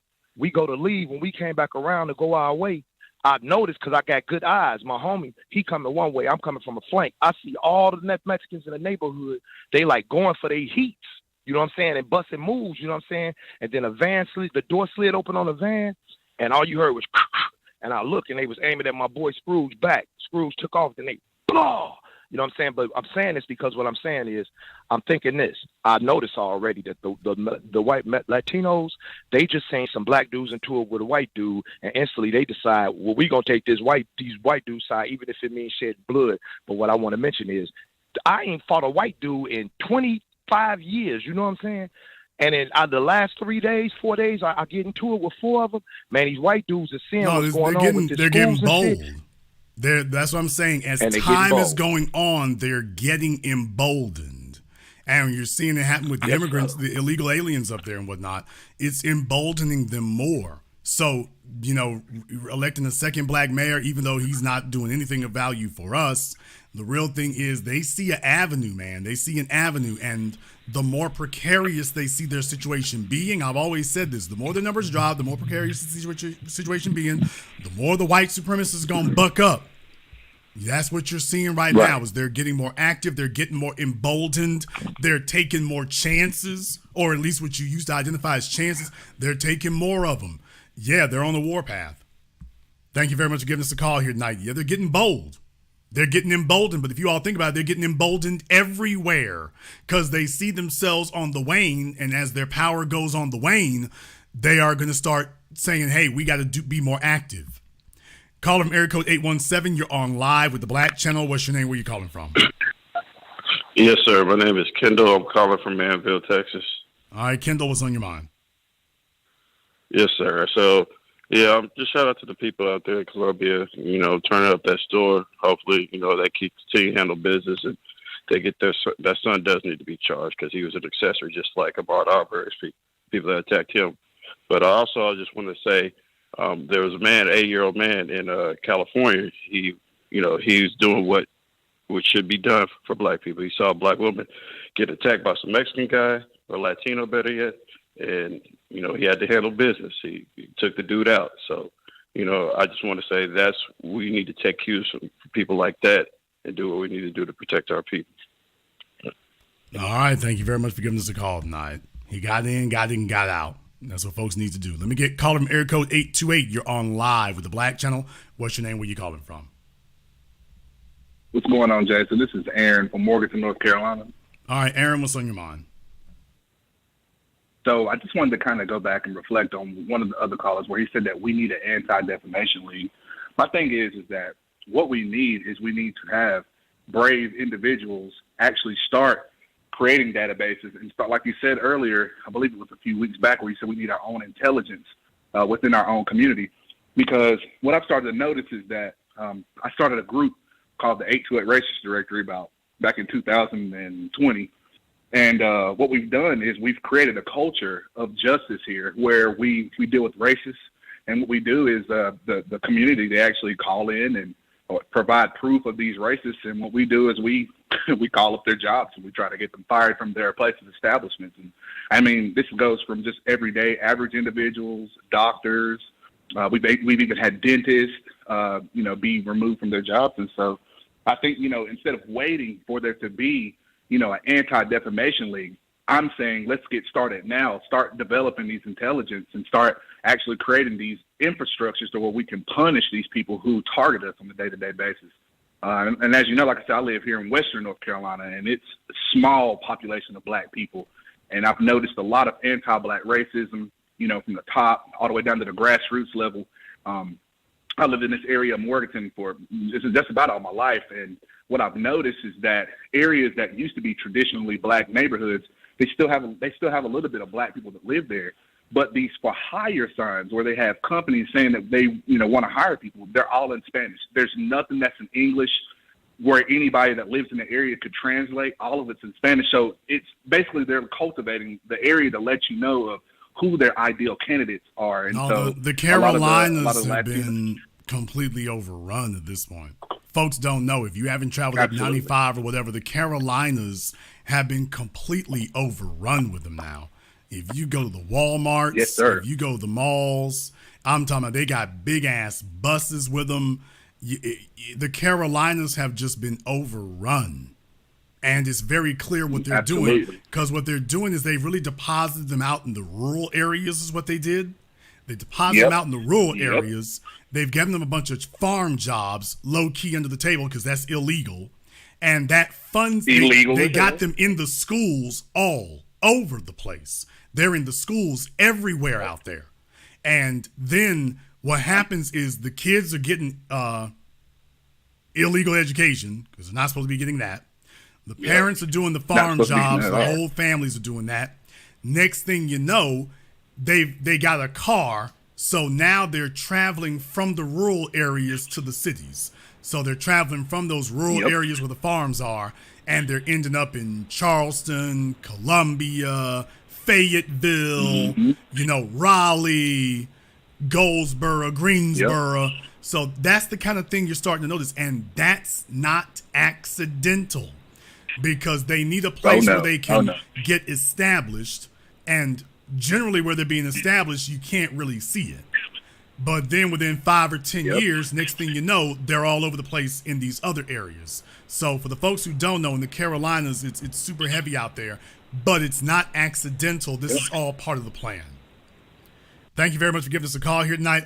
I got a bunch of folks on the lines right here. Before I do that, thank you to everyone. Thank you. I appreciate it. Everybody who has contributed to support tonight's program on PayPal, CashApp, Super Chat, Venmo. Thank you very much for the love. We appreciate that. I thank you all for that. You could have done a whole lot this weekend. You've chosen to be here with us. We're getting the word out and we're spreading the message. So thank you to all of you who have chosen to support us, not just with lip service, but real service. To everyone else here who's on the line, I want everybody here. I want to try to get through as many people as I possibly can here. So I want us to move quickly. Let's not have a bunch of long soliloquy here. Please keep it brief, or I'll help you keep it brief. But try to keep your comments here short and make sure you're paying attention on the line. Let me get caller from area code 206. You're on live with the Black Channel. What's your name? Where you calling from? My name is Thomas. I'm calling from Burlington, Vermont. All right, Thomas from Burlington, Vermont. What's on your mind? Hey, I grew up in Louisiana. I mean, this stuff about war on black children. When has the war on black children stopped? It hasn't stopped. It started with chattel slavery. my earliest memories as a child in the early to mid 70s, my mother's being run off the road by this racist with me and my two younger brothers in the car. Okay, I've had my brother, people throwing cigarettes at him off the road.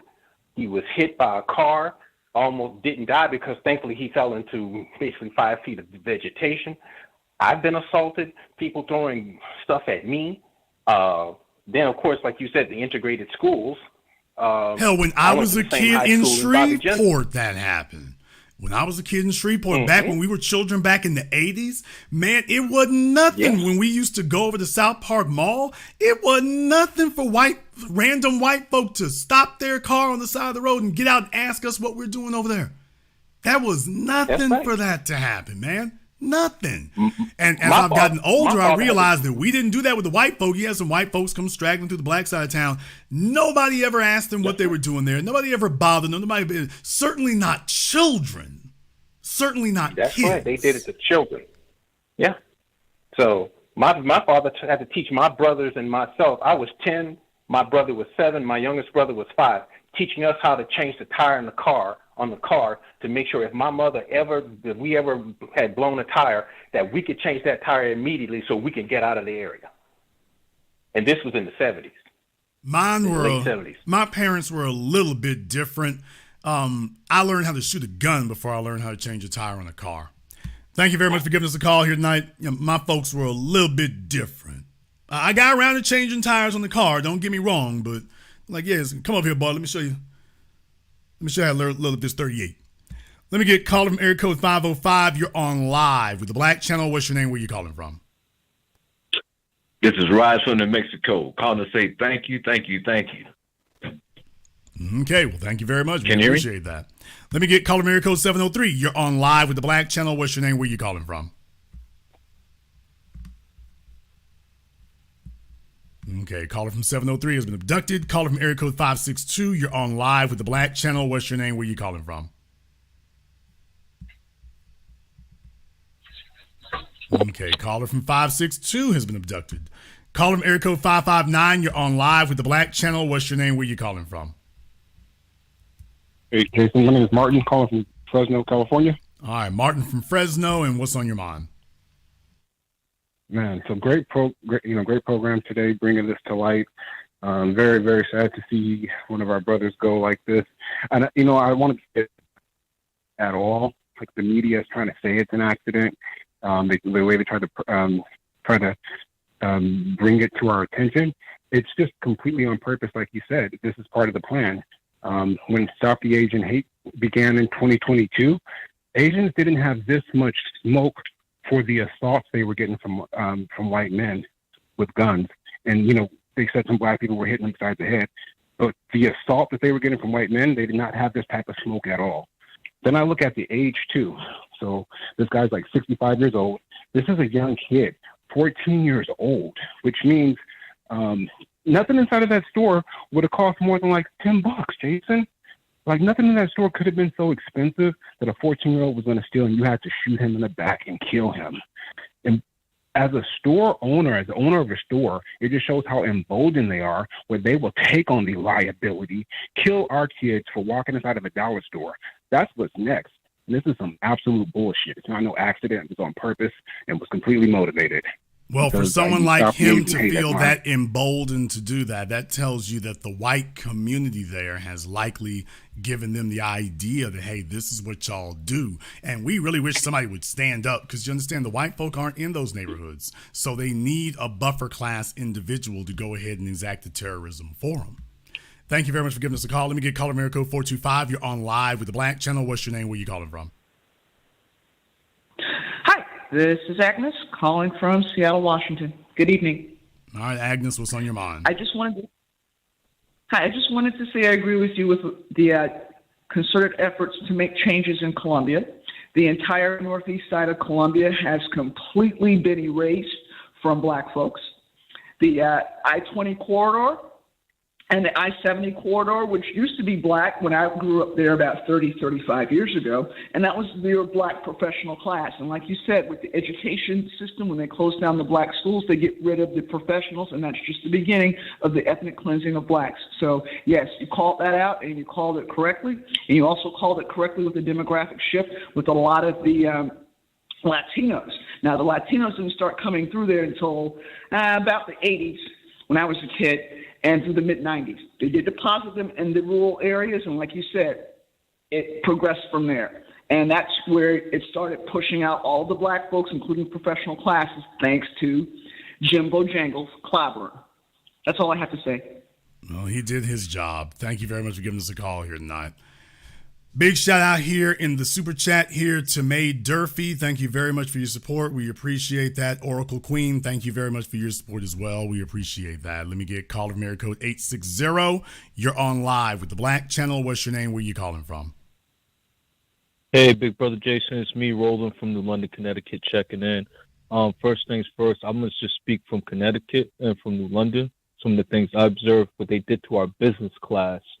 We used to have a lot of black business owners from barbershops into like small penny candy stores back when I was coming up as a child. Shout out to Miss Elsie and Miss Elsie Barber, black-owned business, Negro black-owned business. They ended up shutting down all those black-owned businesses. They were asking for a business-owned center. 20 years now they got an immigrant business center right in New London catering to them. I go down to check out and see what's going on. The mayor had the nerve to ask, what am I doing here? Why am I checking this out? I asked him, so where's the wing for the Negroes at? Where the wing at for the black people at? He never got back to me about that, Brother Jason. So I'm with you on this. I find that very interesting. Very upset. So in the New England states, they got places where the white folk can shoot up their drugs. They got areas where the white folk can shoot up their drugs, because black folk, they lock you up. But for the white folk, we've made a place where the white folk can shoot up their drugs because we want to make sure that white folk can enjoy their drug habits. Not black folk, though. And we want to make sure that immigrants have all the information that they need to start a business, but not black folk. That's a little too good for you.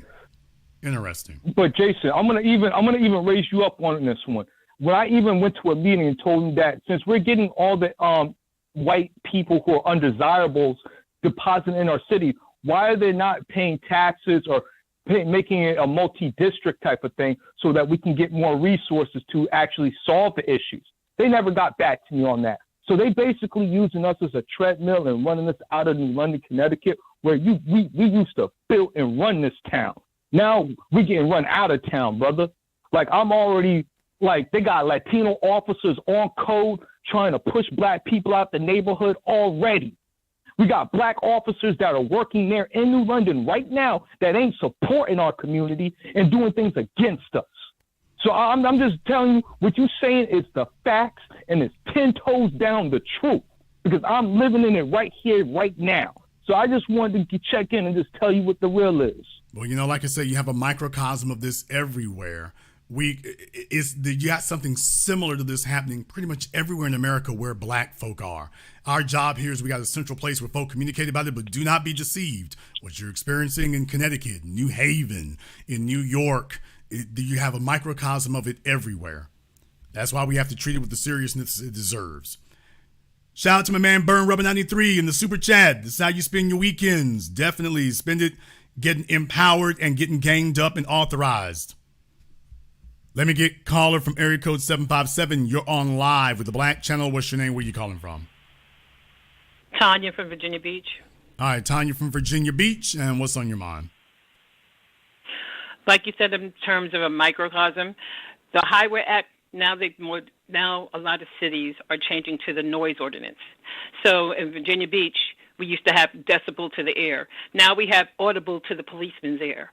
So that's a big problem, because after you get 3 tickets, it turns into a 5th-degree felony as far as on your home. And they could take your home because then they say you're a neighborhood disturbance.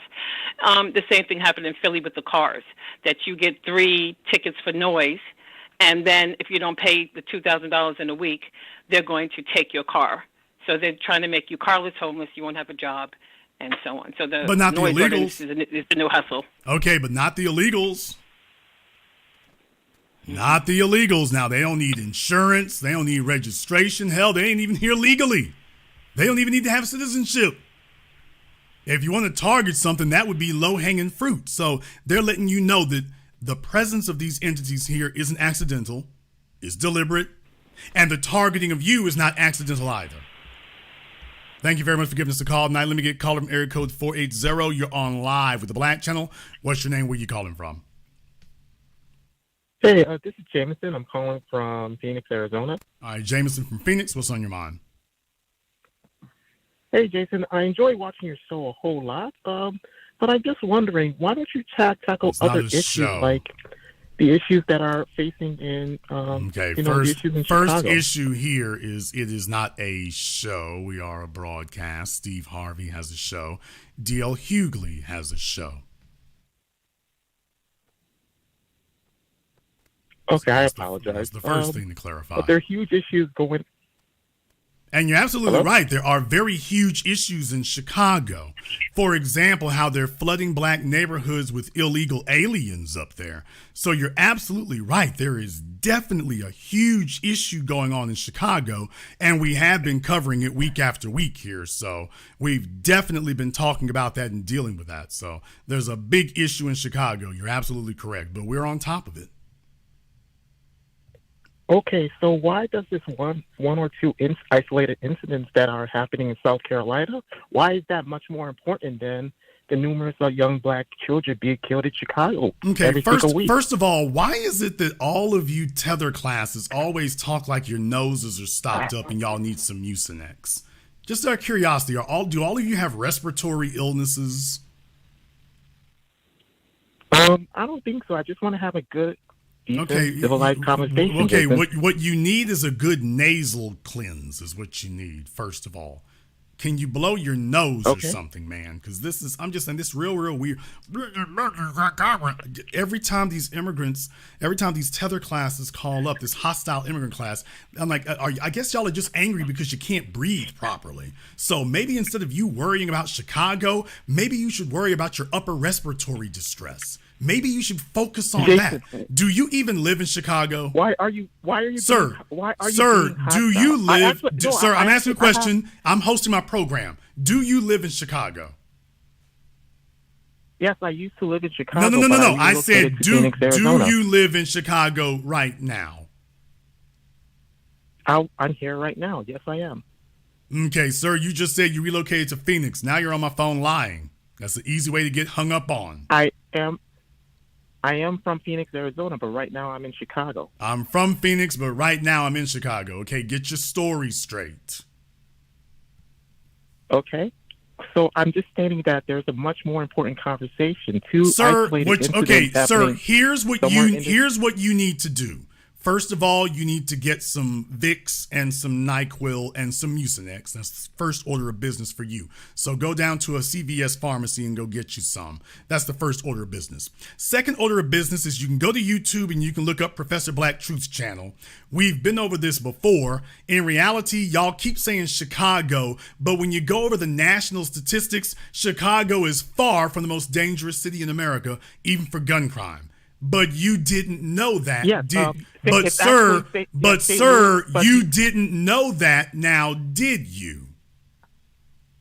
I knew that. Oh, However, okay. If you knew that, then why is it? No. If you knew that, then why is it you called up and said that? Now you're saying, oh, I knew it was safest. Then why are you calling up complaining about it? You just neutralized your own complaint.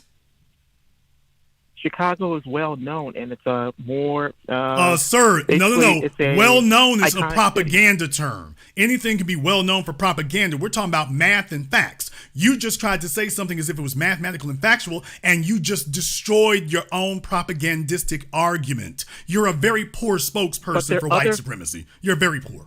But there are other cities. Cities similar to Chicago where.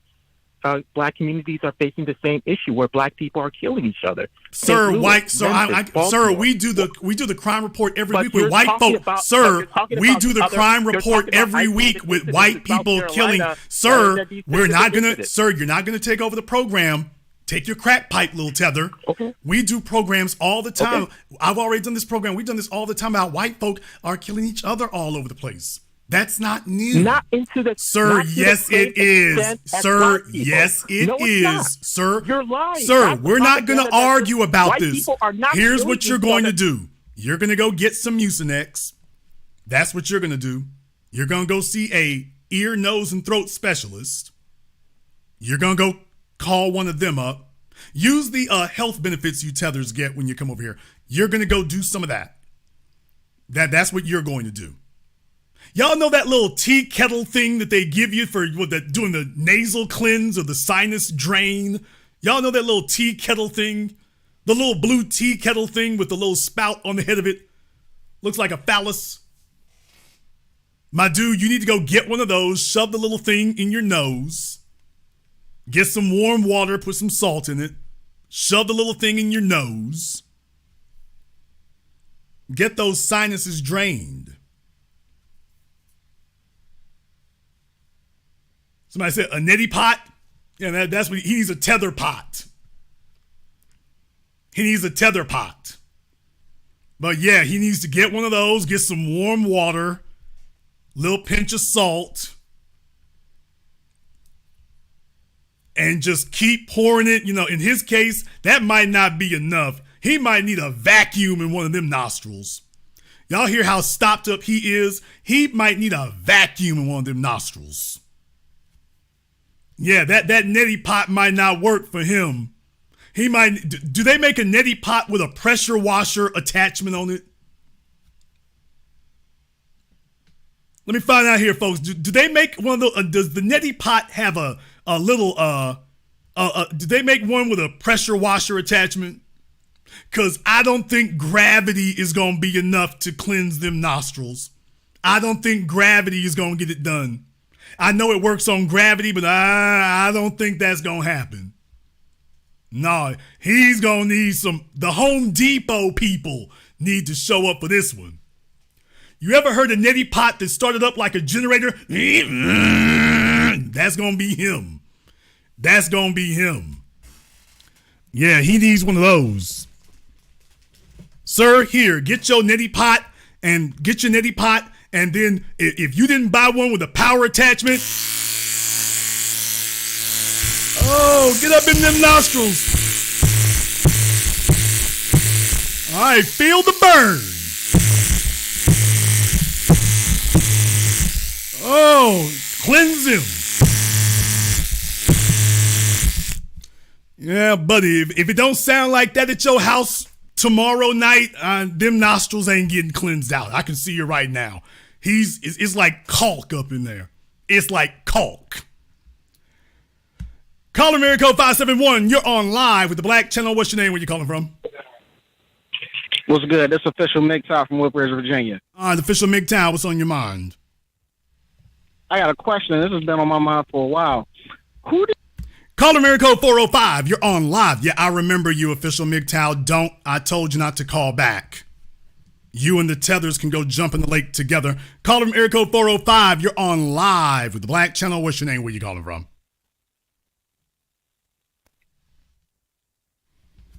Okay, caller from area code 405 has been abducted. But that's quite all right.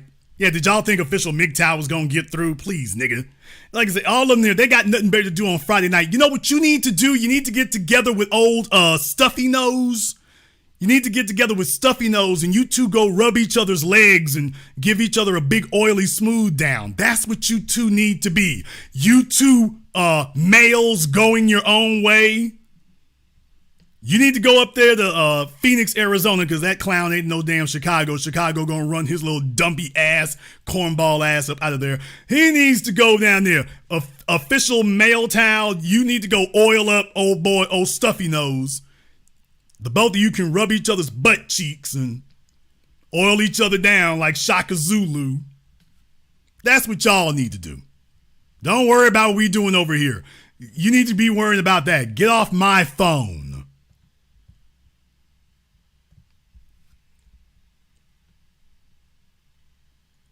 Get you some ass kicking. I don't know. I don't want to put that on ash kicking, though. I'm about to say, wait a minute. The official body lotion of Bati Boys everywhere. Oh, I don't know if I want to put that on ash kicking. My apologies, ash kicking. I don't want to put y'all out there like that. I don't want to put you out there like that. Ash kicking be like, hey, they'll be able to call me up. Jason, no. We don't. I mean, they can. We didn't formulate it for that. They might get a rash or an infection. They might get a yeast infection, Jason. Don't tell them use it only as authorized. Use it only as authorized.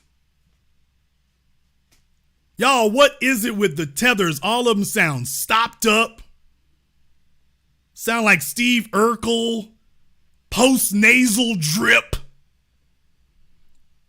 What the hell is it? Is Sally Struthers not handing out Kleenex to them at the Little Villages?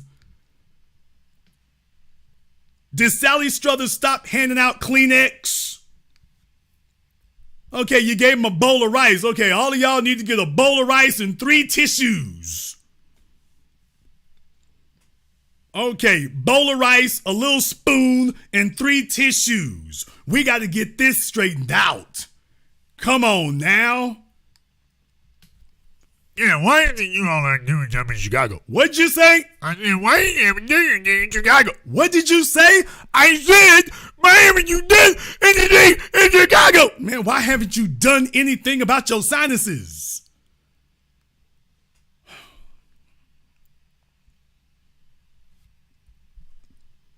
Enunciate. People, y'all think doing what I do is easy? Do you all think that what I do is easy? Do you see how hard this is?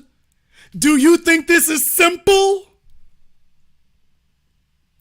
Y'all don't understand what I'm going through. The damn Theraflu people ain't handing out packets like they used to. You gotta go get the old bootleg stuff from Walmart. Y'all don't understand what it takes to host this program, man. Y'all don't get it. Anyway, we're going to go ahead and wrap things up here tonight. If you are new here to the Black Channel, welcome to the Haven of Intelligent Black Thought. We do this every weekend. Click that red subscribe button. Click that yellow notification bell. Join us each and every time that we are here. If you haven't been to our website, blackchannelfilms.com, you want to go and check out our groundbreaking best-selling documentary work, 7 a.m. Gentrified Race War, all available on DVD on streaming. Go to blackchannelfilms.com. That is blackchannelfilms.com. I want to thank all of you for joining us here for tonight's program. Thank you to everyone who has contributed to tonight's program by PayPal, CashApp, Super Chat, Venmo. Thank you very much for your support to Kareem and everyone else here. And this concludes tonight's broadcast of the Black Channel. I am your host, your brother, your humble servant, the Black Authority. And until next time, my brothers and my sisters from around the world, remember, black is the future and the future is uncompromising.